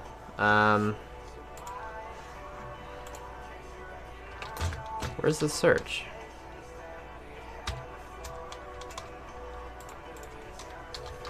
I'll just put those together. Ah, yeah, Store Frontier. Storefrontier.com/TeamRAD. I'll copy and paste the link. We only have shirts available right now. I don't know how it works for the UK shipping, but let me know. Okay. So the next one that I want to work on, I'll probably just do this one and go home after this. The MediaTek server can wait, I think, probably until Monday. Whoops.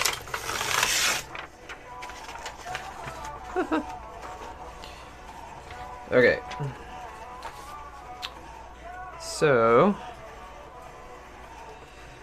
this one has a hinge that's busted. We actually fixed this a year ago, but it got worse. So it got way worse. Damn. So we actually replaced both his hinges, but let's see here.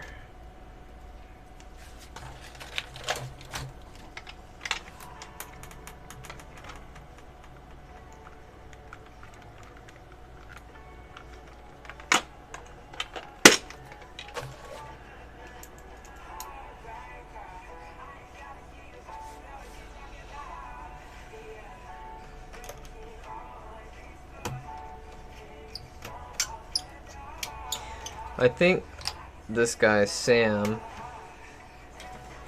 I think he wanted to leave us like a review, but it got deleted. I don't know. I'm gonna text him.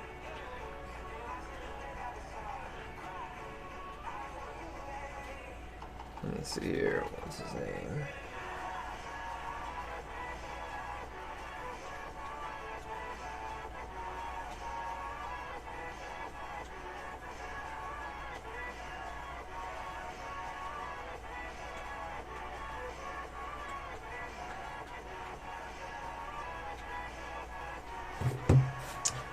Okay.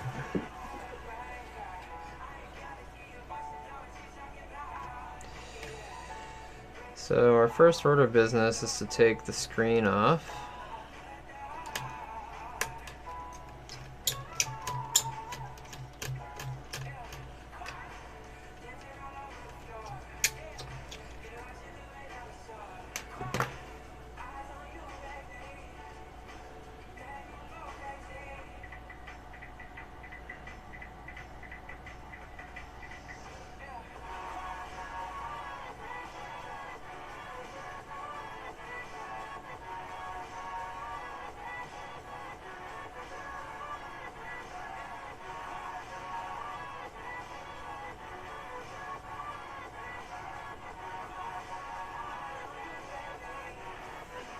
Okay. I just sent him a link. It was weird because normally I send a link to Twitch, but I had to send one to Mixer instead.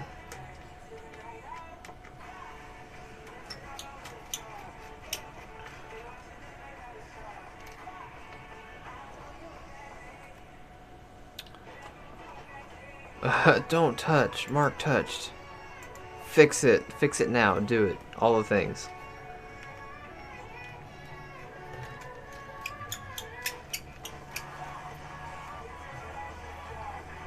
Oh, hey, Andrew. Yeah, no, I know. Twitch is jacked up. I don't know if it's like a keyframe issue or whatever, but I'm using Restream's or not Restream. I'm using the Streamlabs integrated restreaming capability, and it is just not working very well. Alright, so you can see here, we even reinforced, wow, we did reinforce the hinges on both sides. So the reason why this happens is because the tension of the hinges starts to increase over time. Usually a laptop will either increase or decrease the hinge when it opens or closes, but naturally it just kind of reverses that process. But occasionally you get a hinge where when you open it, it starts to open and then it loosens more than it tightens, and then it loosens more than it tightens, and it loosens more than it tightens, then it loosens more than it tightens, then it loosens more than it tightens. And eventually you have the screen that won't stay up. Well, a more common problem is that you have a laptop that when you open it, it tightens more than it loosens, which is the opposite effect. So then you have this problem where when you try to open a laptop, it's so tight at the tension area where the hinge is that it just rips your hinge out. And in most cases, it'll actually break it. In this case, Sam's actually pretty fortunate because the hinge is still one solid piece. Usually these hinges snap. Toshiba's are actually super common. So this should be a pretty straightforward repair. What we're going to want to do though is we're going to clean up most of the epoxy off of it, and then we're going to redo it. And I think back when he had it done, we were using Loctite. And now we use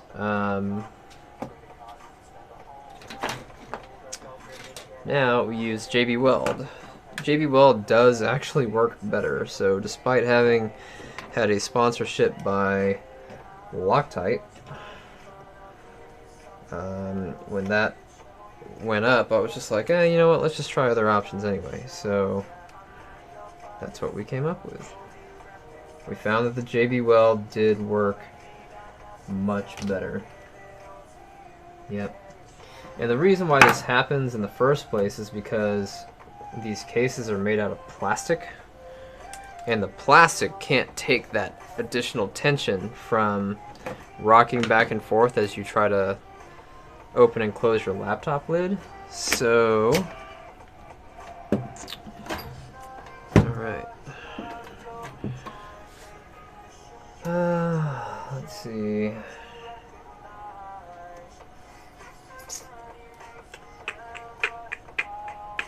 I do want to take his battery out, which is going to take a while. I mean, I can tell just by trying to open this hinge, it is like way tight. We always loosen these back into spec. And his left one is by far better than his right one, but the right one is so stupid tight. And then the problem that it creates is once one hinge breaks, then the other one takes all of the normal tension. Like it basically doubles the amount of force that you put on the opposite hinge, and then you have two problems. And you'll know when it feels right because you should be able to hold the screen up. There we go. Cool. Alright. So we want to be careful because these cables right here, these are the Wi-Fi cables. So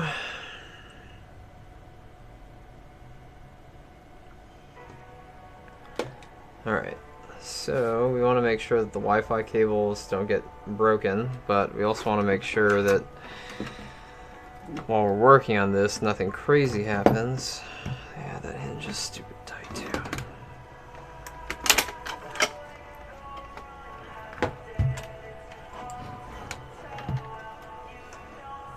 The tensioner screw is readily available, which is super nice on this laptop.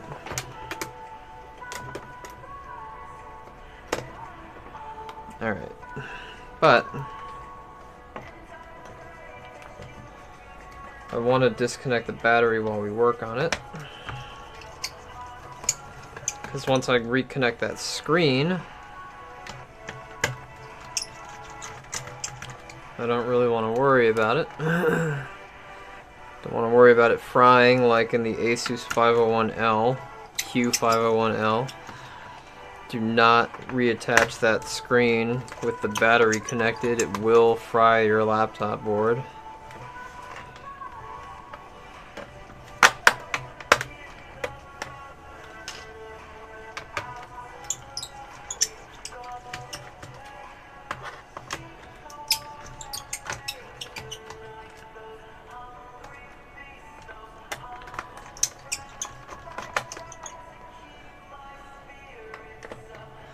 That's a good idea. Never thought about that.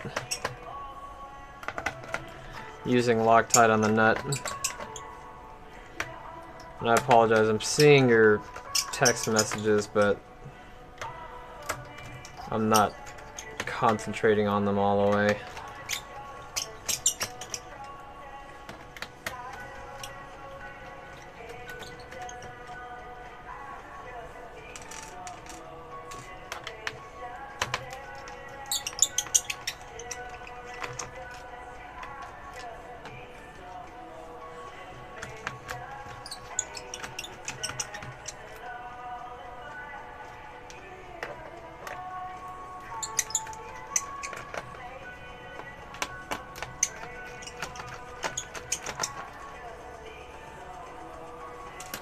It's nice that this Acer has all the same size screws. That's always a nice thing.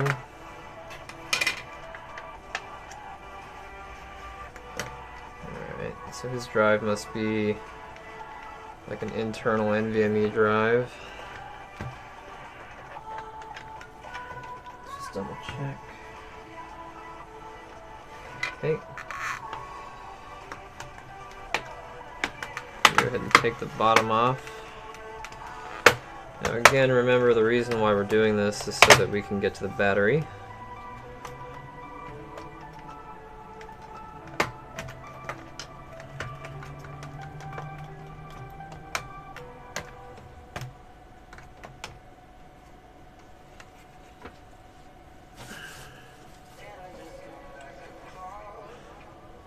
There's his drive right here. This is an NVMe drive. It's a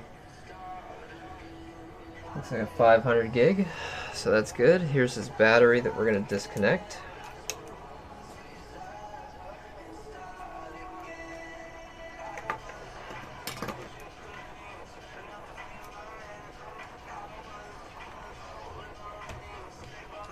Alright.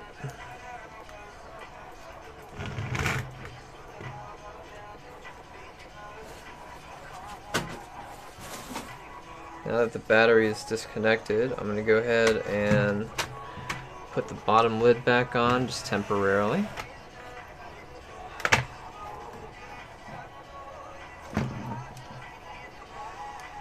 Alright, and you can see here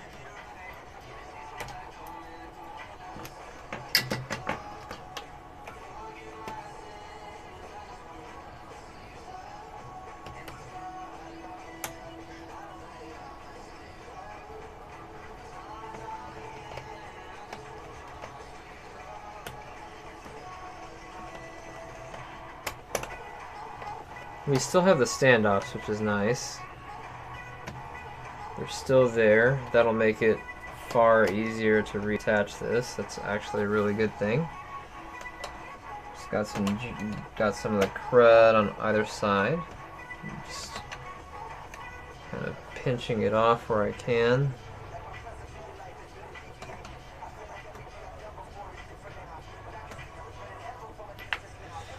Alright.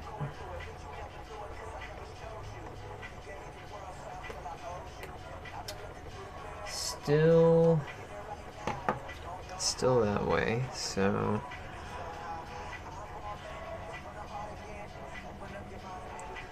alright.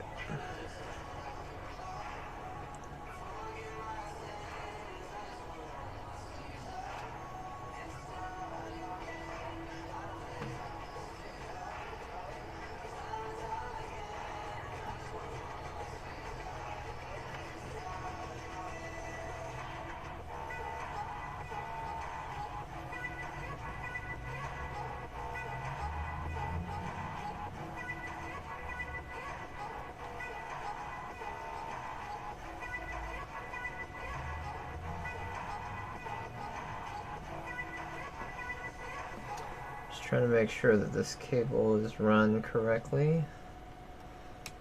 Alright, now this is where it's going to get really, really, really frustrating.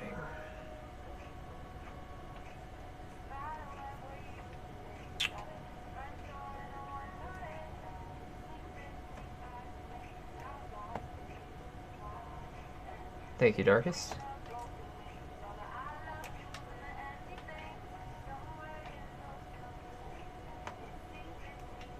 Alright, now, the frustrating part, and he did bring this to my attention, I guess I didn't notice it before, but this particular screen actually relies on or this assembly rather, relies on the screen to hold everything together, which I think is just ridiculous.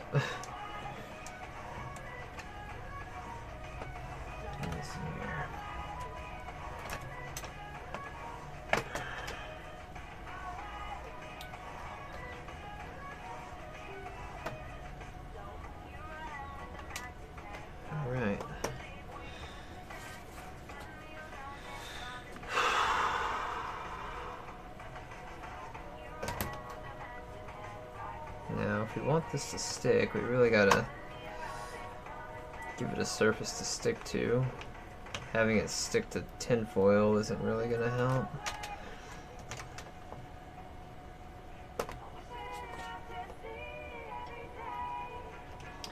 Now, once we put it on here,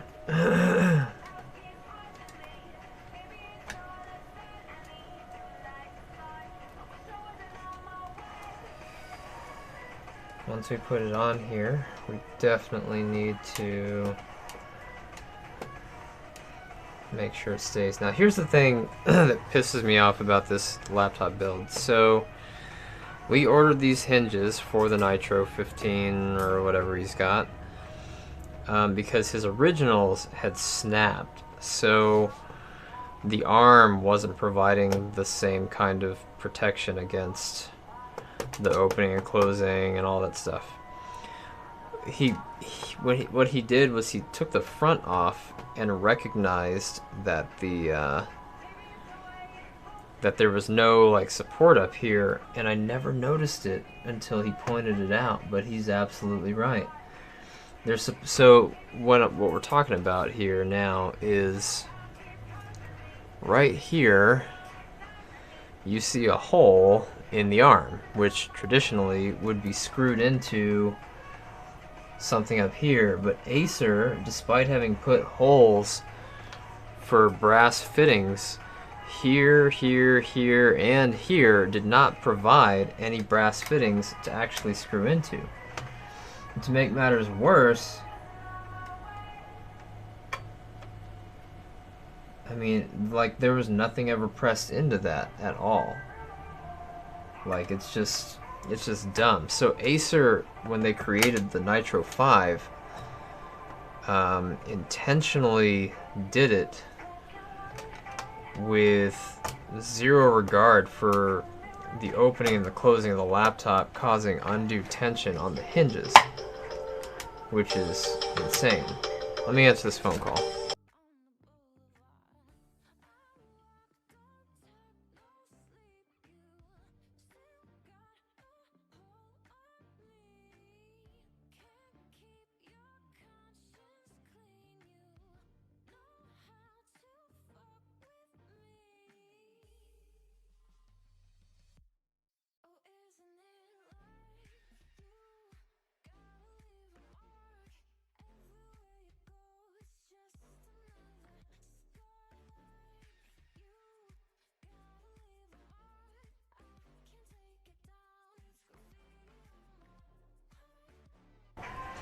Okay, so sorry about that. Somebody called, I answered, they hung up, I called back, they didn't answer. So, kind of weird. So, in order to fix this, I could try to find a laptop that had a fitting that fits in there and then try to find a screw. But we'd need one for each side. I just think it's dumb that they rely on the actual screen itself to prevent it from coming up. Let me see if I have a laptop that's open, and then I guess it's just harvest time. It's Harvest Moon. We're harvesting everything.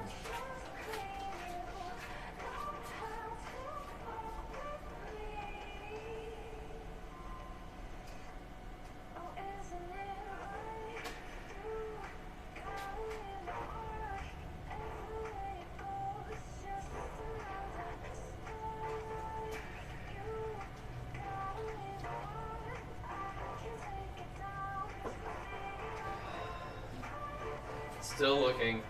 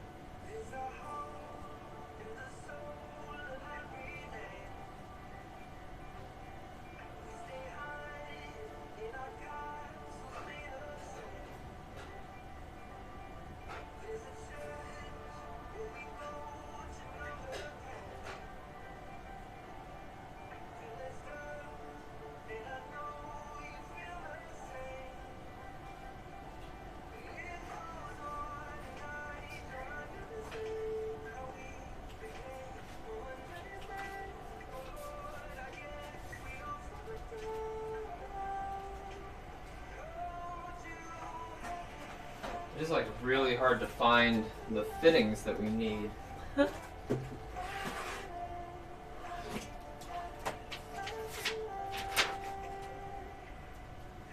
Okay.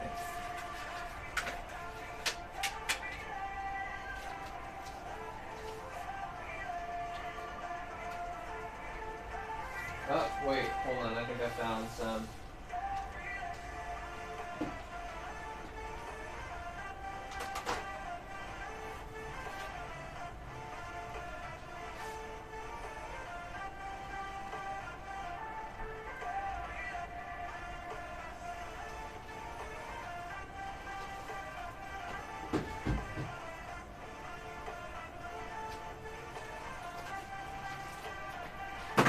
Okay.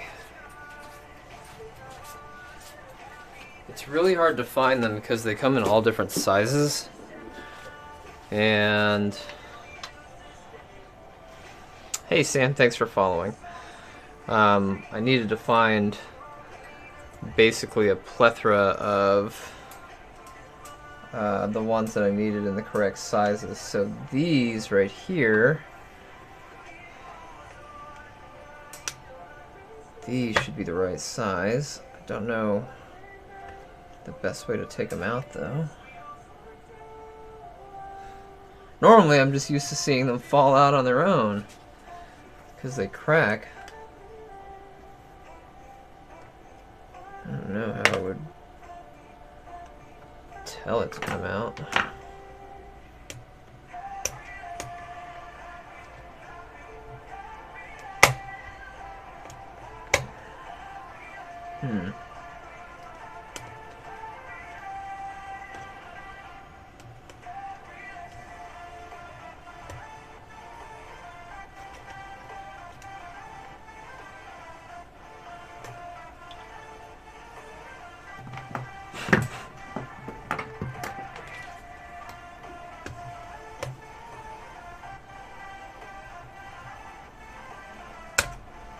Yeah, I think cutting it out is probably going to be the best option.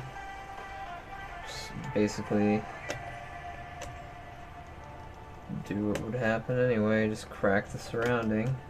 That's how the hinges break in the first place, is the crack. Woo. Man, that one's weak. Here, let me pull this one instead. Guess I could, like, melt them out, maybe.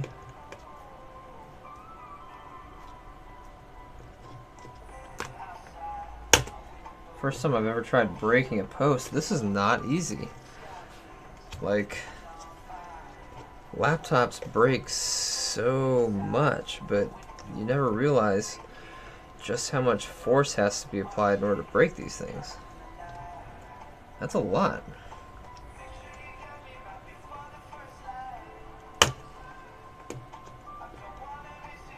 Jeez, like I'm still working at it.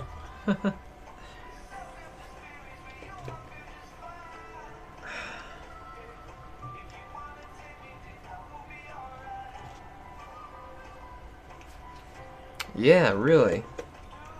Yeah, I could screw into it and then bend it out. Yeah, you're right.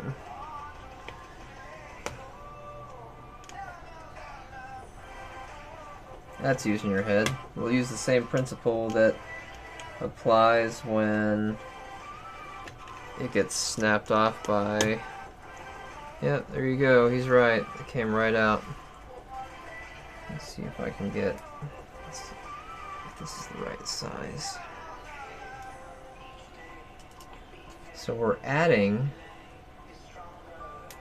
the posts that Acer should have had here to prevent this problem.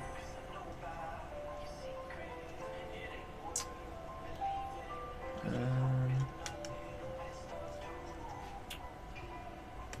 let's do that one.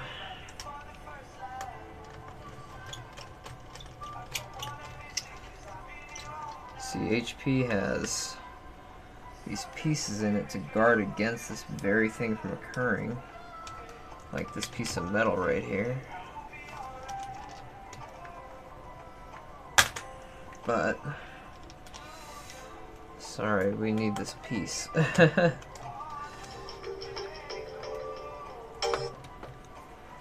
Hey, Steve. Yeah, no, you're fine. You're fine.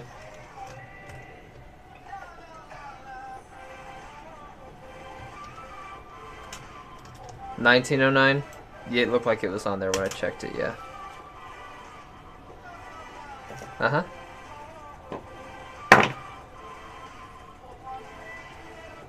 It looked like it was on already. Yep. Alrighty. Bye-bye.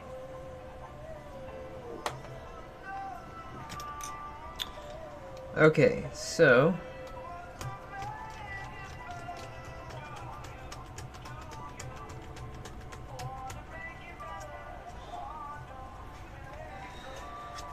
Alright, I'm done harvesting from that computer.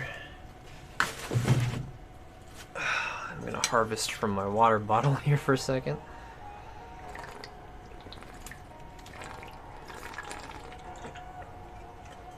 My invisible water bottle.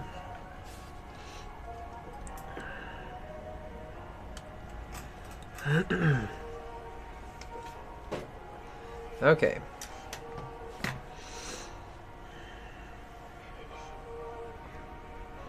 Just want to test fit these real quick. Oh yeah. Pretty good size. My nose won't stop tickling.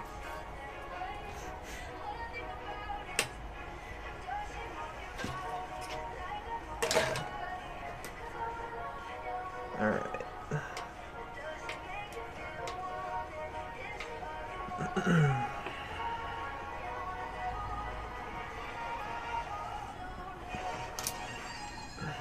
So darkest said a touch of heat and these will go right in. So what we'll do is we'll keep the screw on it like this. And you can see it. We'll apply heat to this and then we'll jam it in there. One on each side.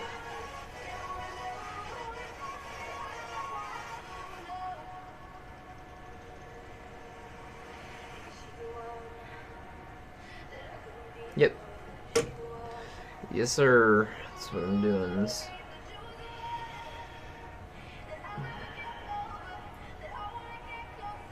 Ooh.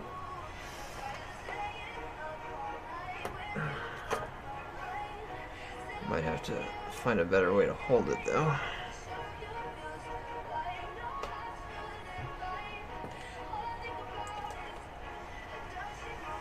Okay, it's gonna work, but it's gonna have to be hotter than that. So, and I'm holding it like this now instead, because that is gonna make it far easier.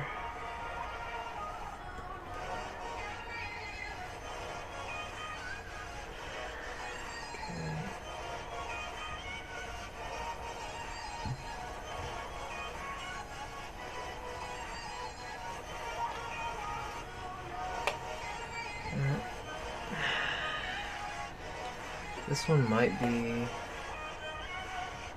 No, it looks like it's the right size.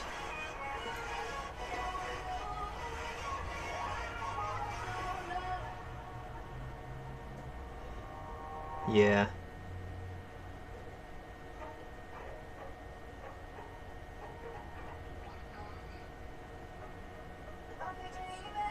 Alright, hopefully that works.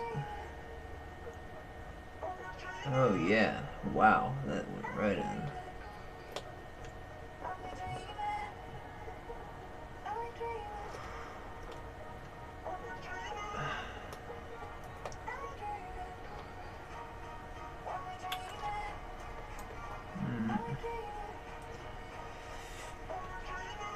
I feel like it's just a tad too large. No, that's fine. Let's try it again.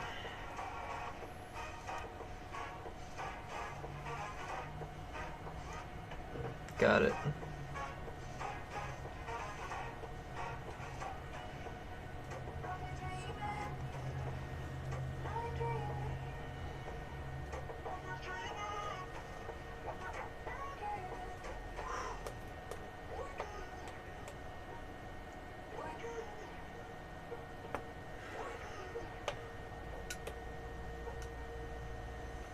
Literally adding in.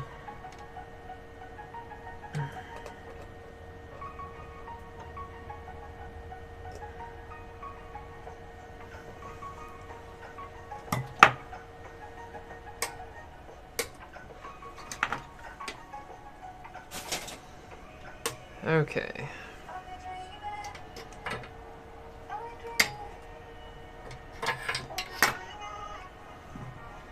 Yeah, I'm going to use the iron to press it down just a little bit on one side.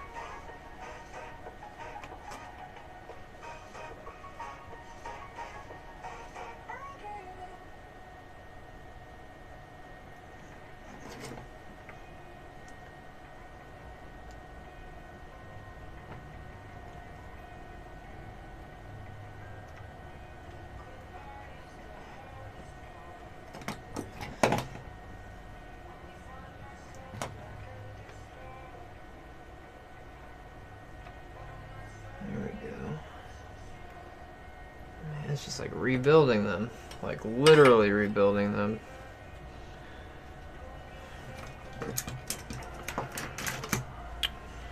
Okay.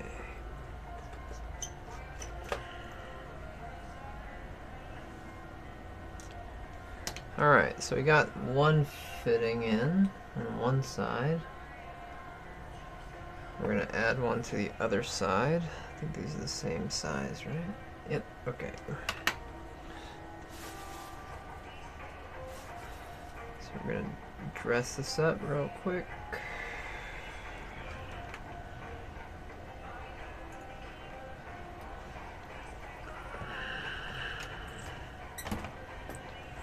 Heating it up to the edge of the heat gun, off camera.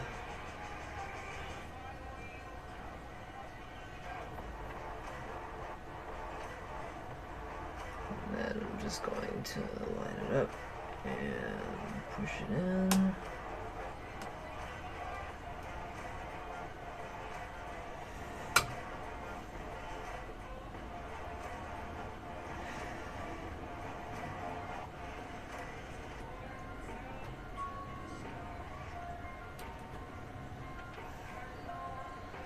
Can't believe I'm doing what Acer should have done. I'm always talking about structural integrity. And now here we are, prime example of them not actually doing it.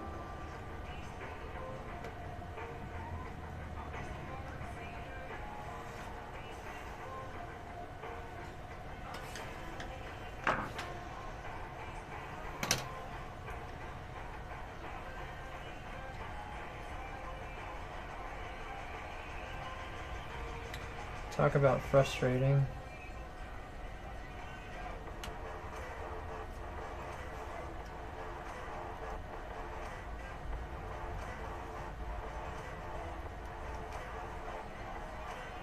I mean, even HP pays attention to this part.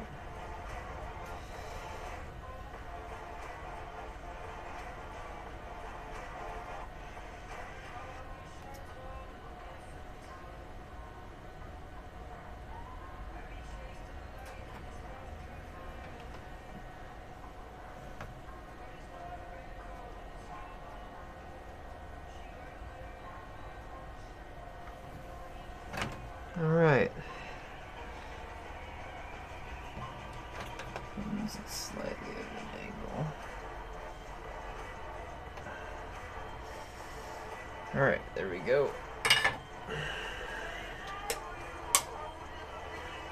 Yep, absolutely going to. I'm not leaving that the way that is.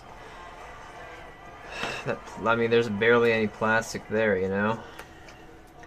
But that alone, that one small change that we just did is going to help tremendously offload the amount of tension that gets placed on the bottom side of the hinge unevenly, which will definitely help prevent this.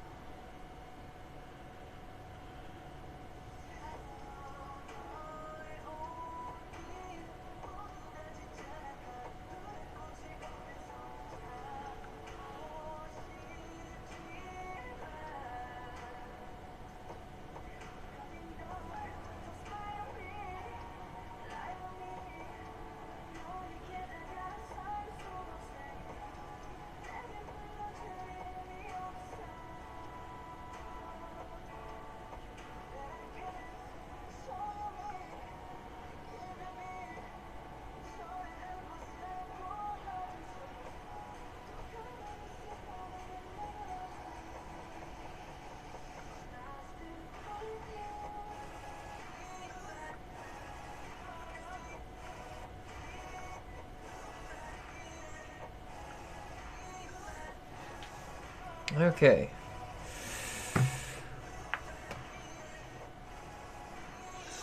Alright, so the rest of it is just going to be epoxying it back into place the way we're expecting. Hey, look, there goes the music again.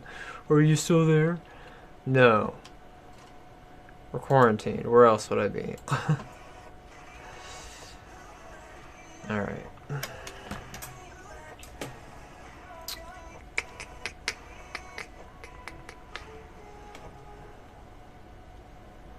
Alright, so now I want to get rid of the old stuff. We already pretty much got rid of almost all of it. Just this piece right here. We want to get rid of it because it interferes with the bonding process of the new epoxy that we're going to be putting on. You want to work with a clean surface. It does help to have rough edges, but it doesn't help if those rough edges themselves aren't bonded correctly. What is this guy doing? Dude, are you peeing on my car? Oh, I know who it is. I'll be right back. Let me check this gentleman out real quick. I'll be right back, guys.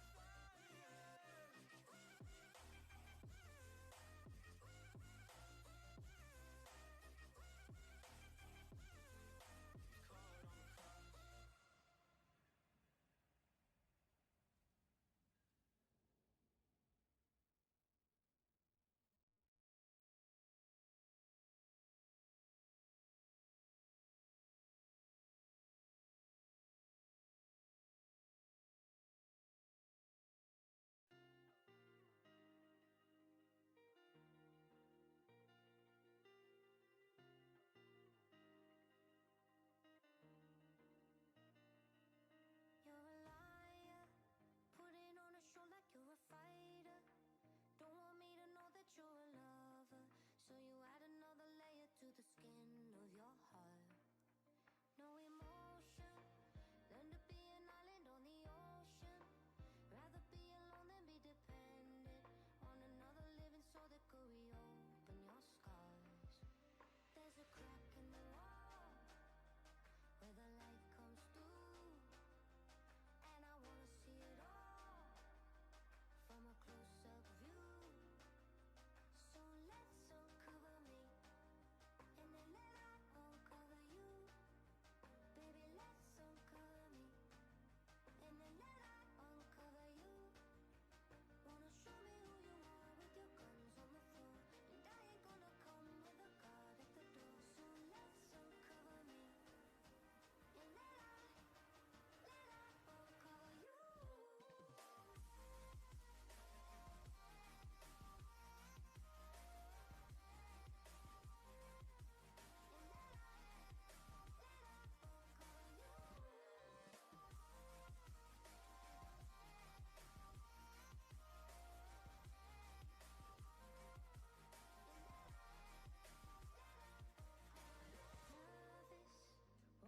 You underneath the surface, dropping every part of my defenses. Take them all away if you can handle my heart.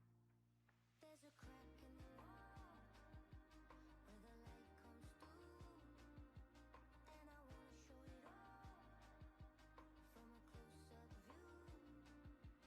So let's uncover me, and then let I uncover you.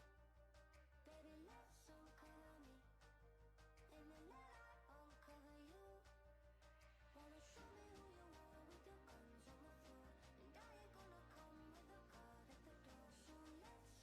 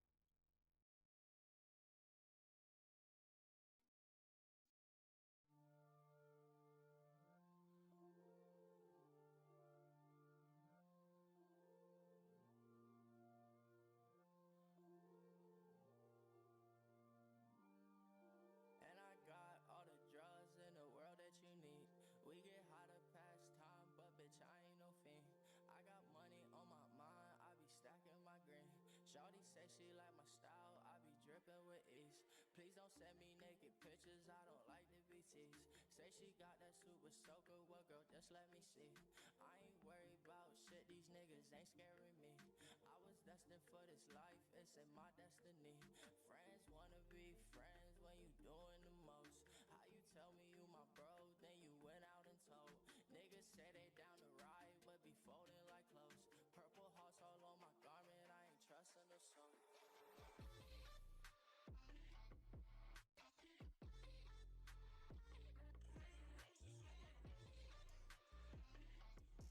Purple hearts all on my garment, I ain't trusting the soul.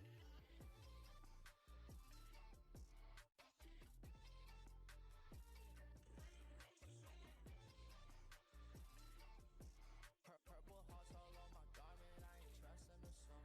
I roll up the Mary Jane, no they can't feel my pain. I'm still trapping every day, I think I'm stuck in my ways. If you looking for a handout, get the fuck out my face. I don't care about no friends because they all were just fake. In my inbox like I owe you, I got this by myself. I was broken down bad when you said you would help.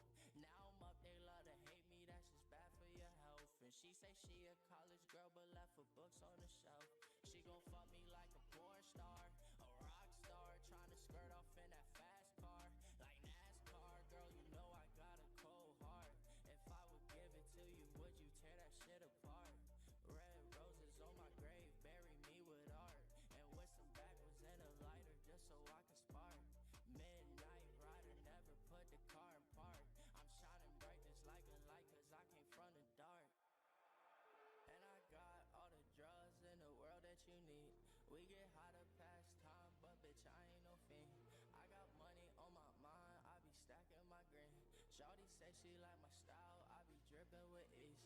Please don't send me naked pictures, I don't like to be teased. Say she got that super soaker, well girl, just let me see. I ain't worried about shit, these niggas ain't scaring me. I was destined for this life, it's in my destiny. Friends wanna be friends when you doing the most. How you tell me you my bro, then you went out and told. Niggas say they down to ride, but be folding like clothes. Purple hearts all on my garment, I ain't trusting the soul.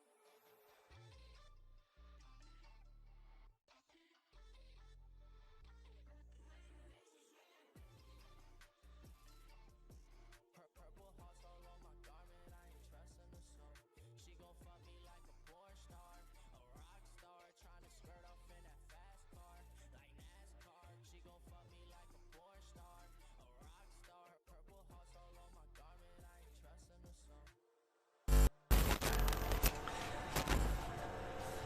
Okay, sorry about the long delay. We were getting checked out, I was going over everything, and then we discovered that he needed Wi-Fi, and there was no Wi-Fi built into the desktop that we just got finished swapping the USBs on, so I had one wireless adapter left, so I went ahead and turned his computer off, put the Wi-Fi adapter in, installed the driver, and then gave it back to him. So he is ready to go. Boxing with the guy in words. Sorry about being gone for so long, guys. Okay, so back to what we were doing. We're going to go ahead and start the process of getting these hinges secure. Gosh, if I'd started this earlier, they'd probably be cured already, huh? Okay, so let me just turn this camera a little bit. I didn't realize it's so far off in the corner. Hey, never mind. Whatevs. Okay. So, we're going to go ahead and get our mixing paddle and our epoxy area ready. Now, one thing I want to do is I want to make sure that I can predict how this is going to come off of the mixing paddle. So I'm going to try to break off the epoxy that's there. That way I can mix it and I know for certain what's going where. I don't have to worry about it dripping in a pattern that I can't recognize right off the bat.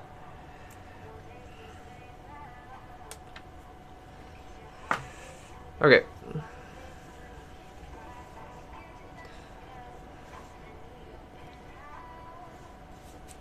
Got like 9 or so windows, paying attention to all of them. Nice. All, you got sound on all, oh my gosh, that's crazy. That's amazing.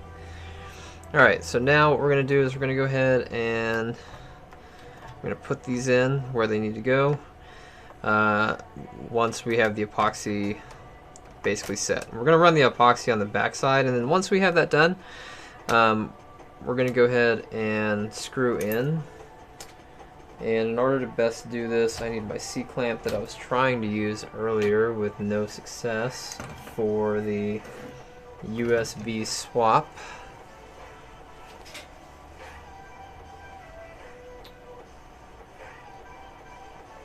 Let's see here.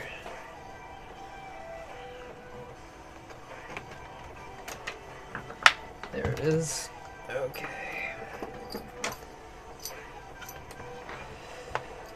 Alright, now I'm gonna do this bottom left side first, primarily because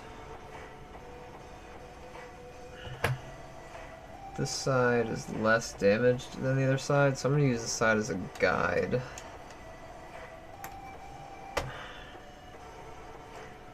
Alright. Okay, so I know how that's gonna fit. I know what it's gonna feel like. Let's go ahead and do it to it.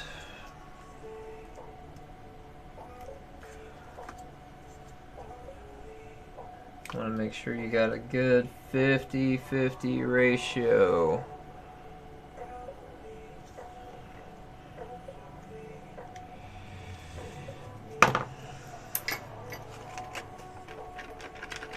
Mix it pretty well.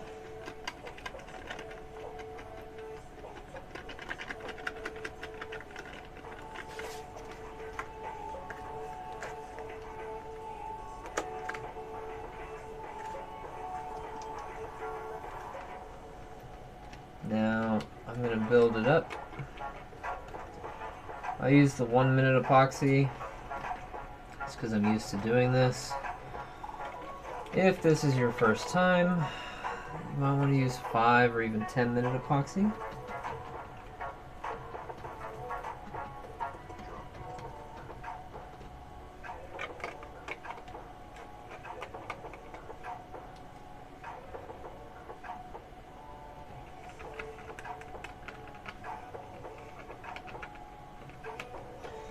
Building up a layer around the back side.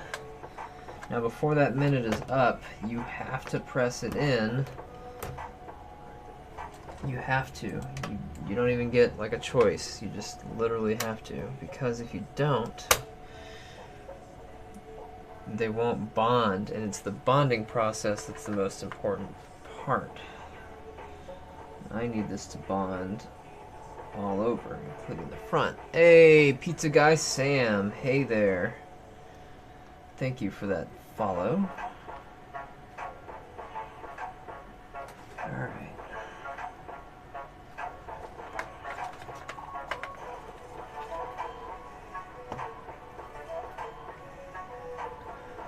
I think that might be the owner of the laptop, actually, if I recall correctly. Alright, so now we're going to take this C-clamp. I'm going to gently rotate on one side.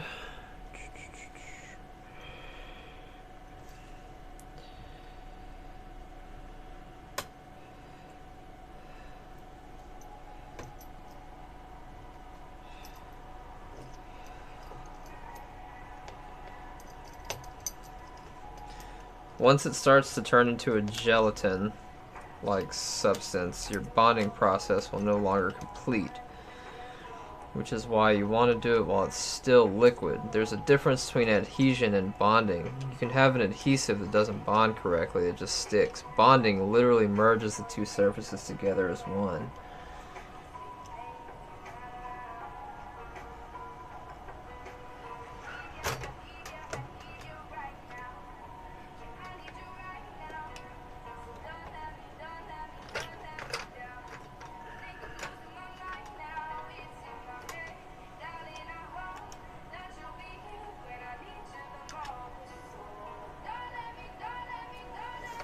Alright.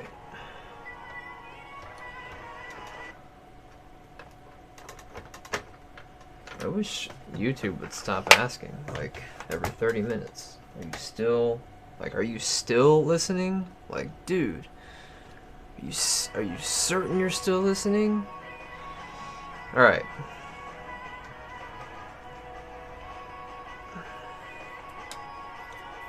Alright, so that process is going to be good, and now we have a brass fitting up here,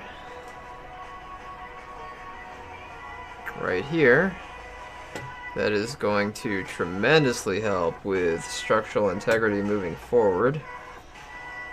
That's the one we added right before I had to go to BRB. Alright, and then on the right side, we'll need to repeat this process. So give me just a second. I have to find another C-clamp.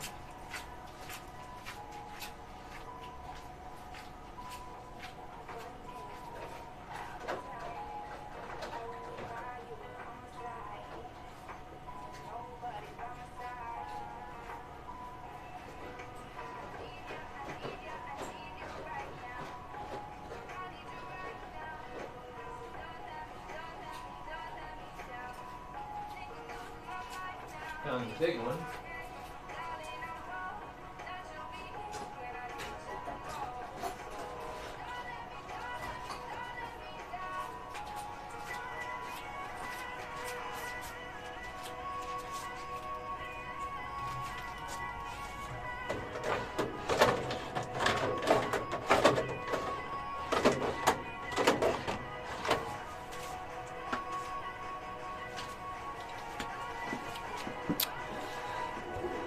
Whee!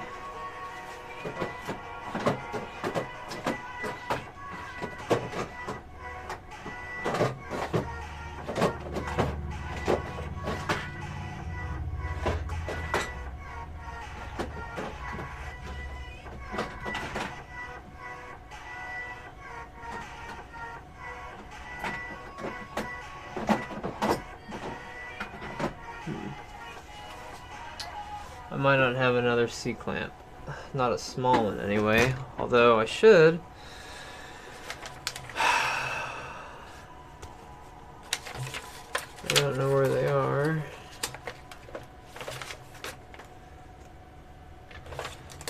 Ever since we completed our move, I've still been looking for some small objects.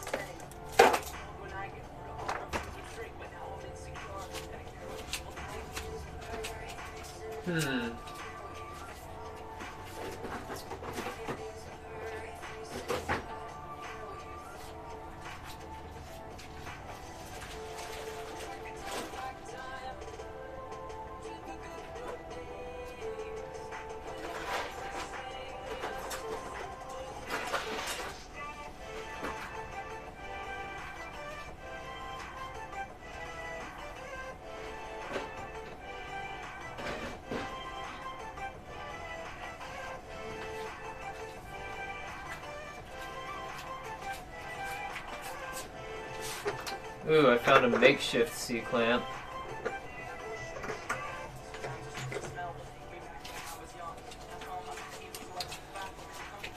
Okay. I mean, it is a C-clamp. It's just, it's a C-clamp for like holding a stand-up. So that's okay. So this one's going to be held into position right here. This was the one that was super, super, super tight. So the one thing we want to do is we want to make sure that when we clamp this, that the cables are going to be in their correct position. So we have to envision where the cables are going, what they're gonna do,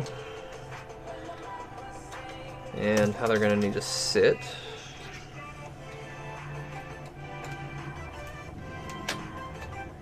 So most likely these cables are gonna wrap behind and then in.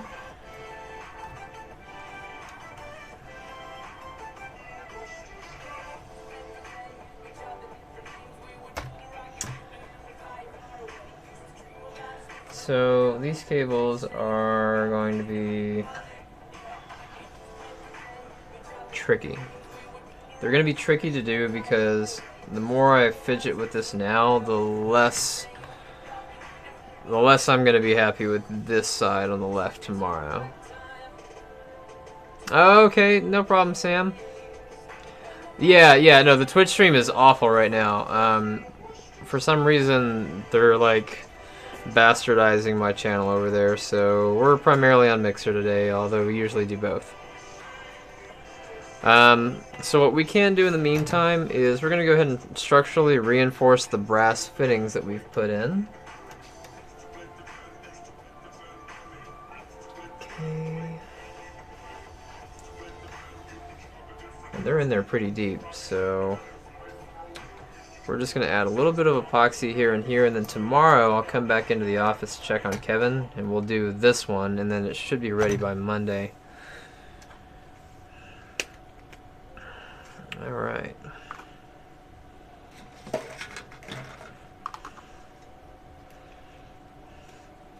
I just don't want to fidget with this too much unnecessarily.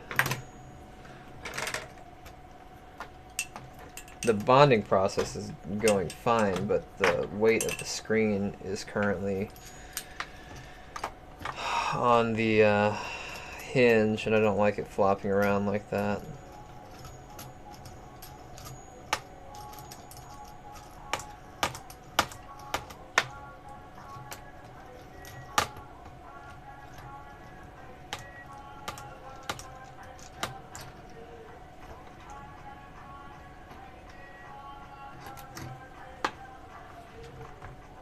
Okay, perfect. So that'll hold it in place for its natural positioning. We'll go ahead and add the epoxy real quick.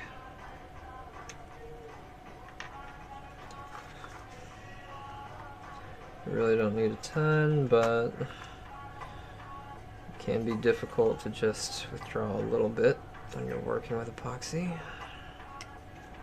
I like the way JB Weld, like, not only the way that it cures better than what we were using before with the Loctite, but I also like the way that, like, it's just a cleaner tube. It's hard to explain.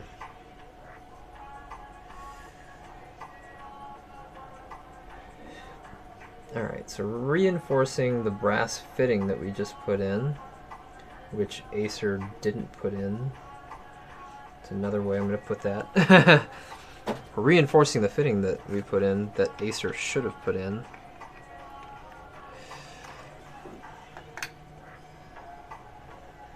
Very interesting. Alright, and I think what I'm going to do is I'm just going to apply a tiny bit of epoxy along this leg. Well, technically both legs, I guess.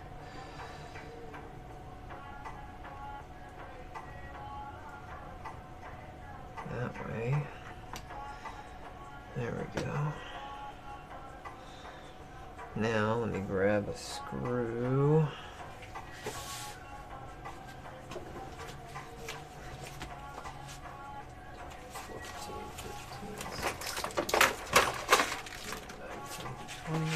One, 22, 23, 24, 26, 27, 28, 29, 34, 35, 36,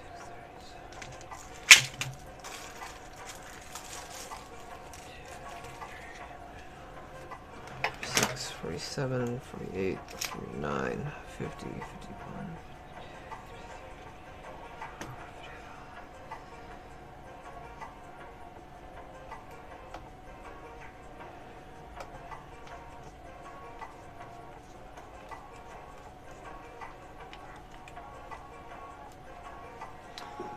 There we go.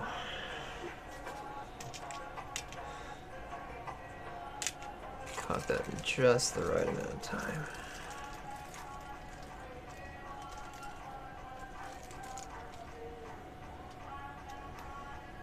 Would be nice if I had some shorter ones, but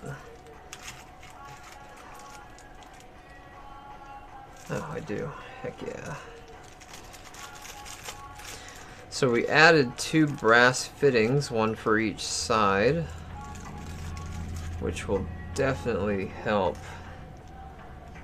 prevent this problem in the future. I'm going to swap this one out real quick.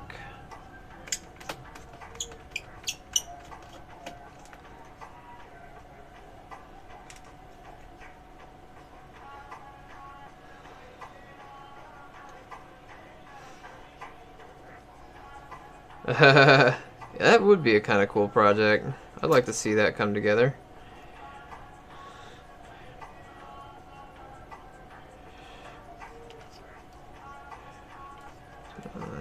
There we go.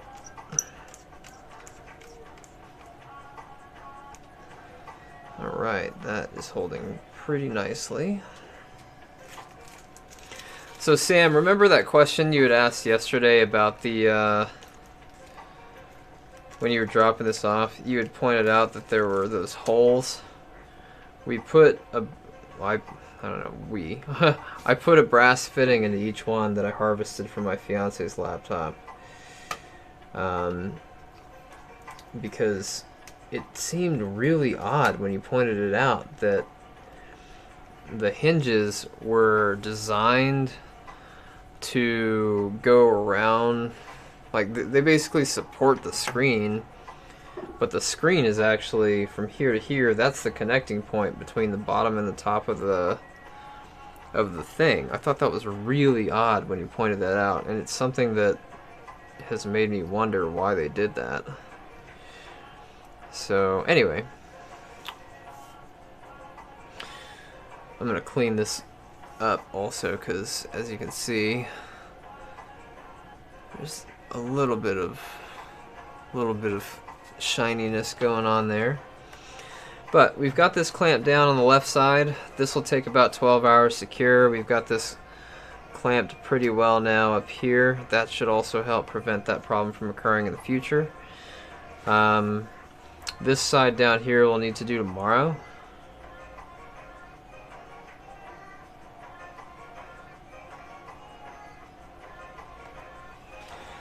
Because, well, do we have to do it tomorrow? Can I do it right now? It's just tricky with the wiring. It's the whole reason I want to wait until tomorrow. So,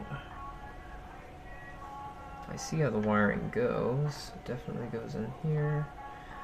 Let's try this real quick. See how it goes.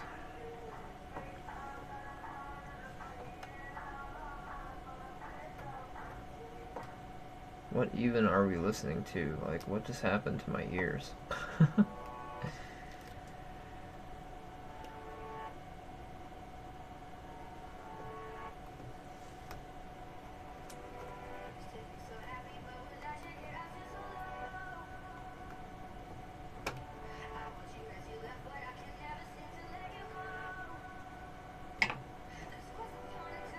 Oh, okay. Those actually bend and go back inside here. Okay, so long as we've got this down.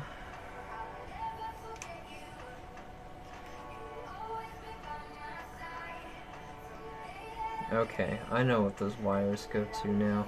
Alright, perfect. I think I can do this right now, which means we might be able to get this ready now and then have it done tomorrow, which would be really great. I know Sam wants to get this back, so... Okay.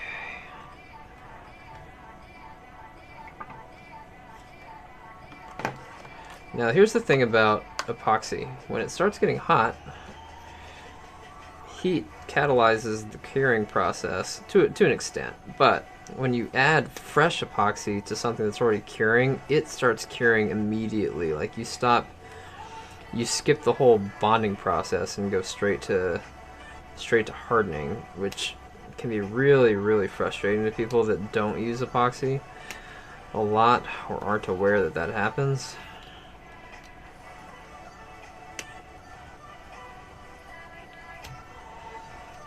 Okay. I know, I'm trying to save this stupid paddle, but whatever. I'm trying to be frugal, man. It's the apocalypse.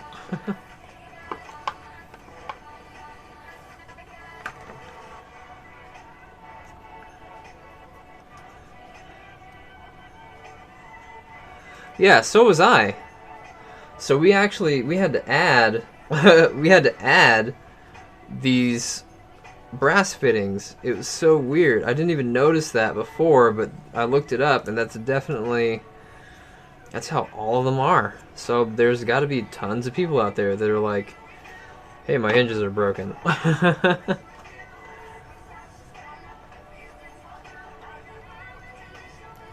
Alright, let's do this.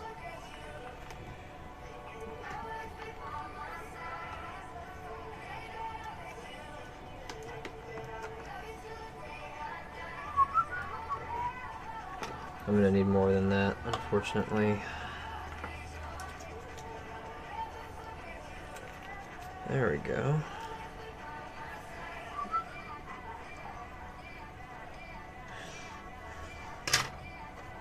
Toshibas are the most common, well, they used to be the most common laptops that we saw that had hinge issues, but they seem to have gotten better.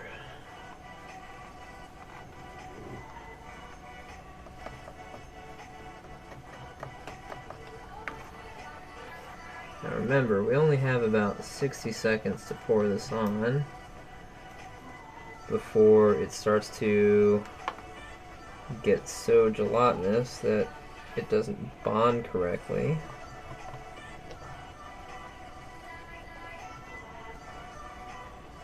Get that stupid piece away, go.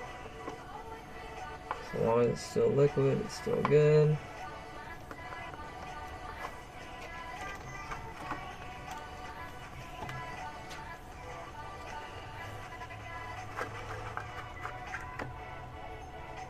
And we want to get it on the edges.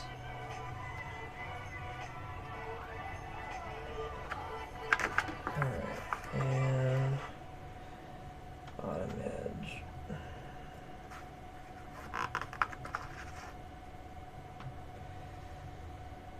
There we go.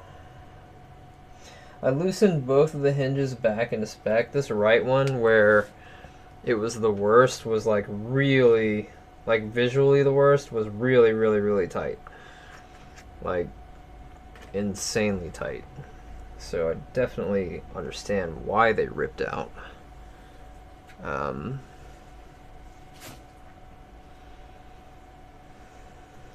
we go.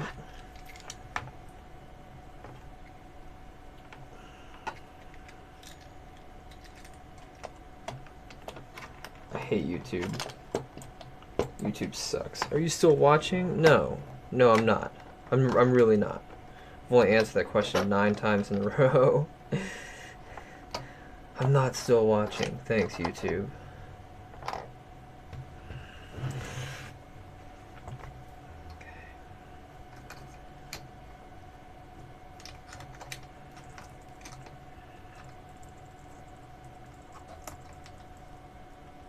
There we go.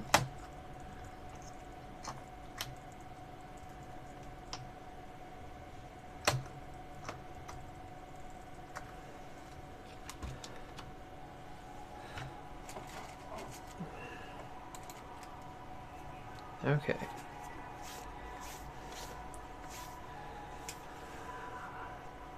Did they? Maybe that's why I stopped seeing their broken hinges all the time. You know, come to think of it, I think you're right. They had to have done that right after the 4th or 5th gen, because I don't think I've ever seen a newer Toshiba. I don't think I've ever seen a Toshiba with DDR4 RAM in it.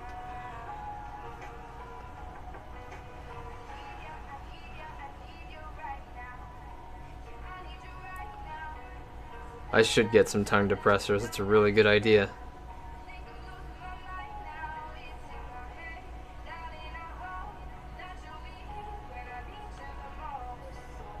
Alright. Well, this is good, actually.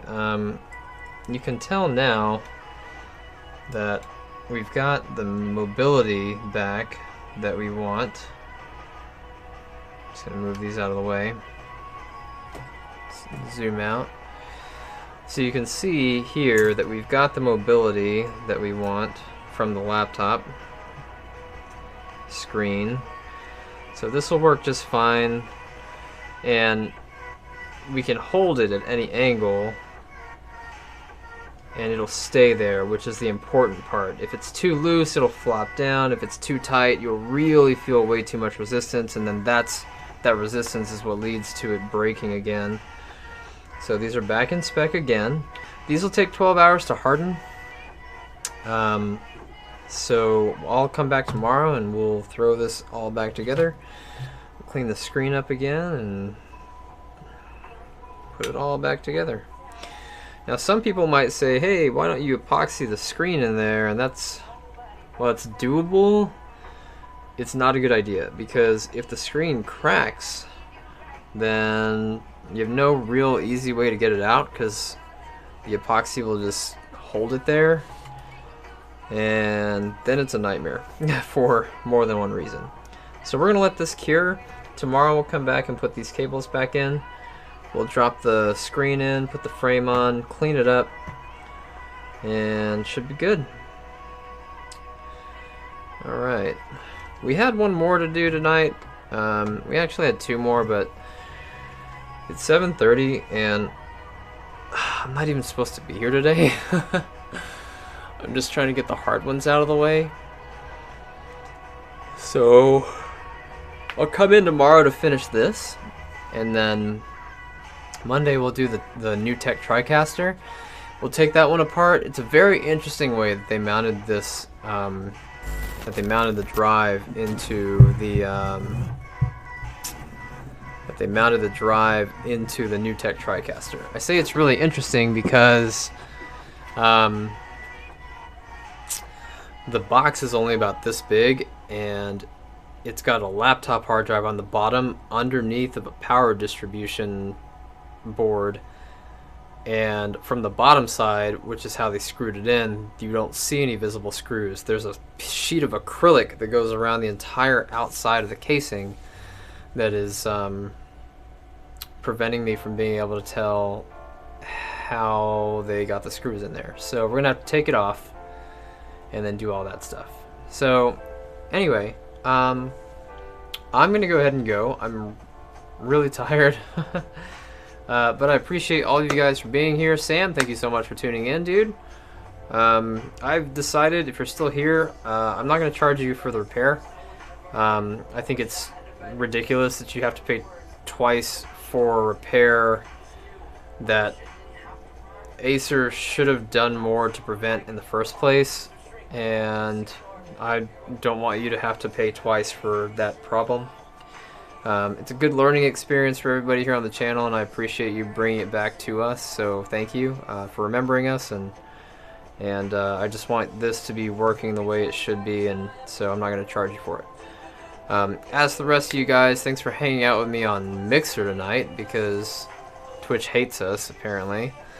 We'll be back tomorrow. Maybe Twitch will be working. Twitch.tv/radcomputers. If not, then mixer.com/radcomputers or youtube.com/radcomputers or facebook.com/radcomputers. You can also go to instagram.com/radcomputers or twitter.com/oneradpc. Combo breaker. But yeah, so it's good to have you guys here. I appreciate you all for keeping me company on a Saturday. Please, please, please stay healthy. Isolate yourselves as much as you can. It's extremely important. You can check out the tracking sheet that I've created in Google Sheets at tinyurl.com/markbushcvtracking. That's the coronavirus tracking sheet that I've got. It has pretty accurate projections as to where we're headed with the current trajectory. Just keep yourself safe, guys. Don't go out unnecessarily until this is all over. Appreciate you guys for being here as always. Thank you so much for coming by. We'll catch you later. Peace out. Have a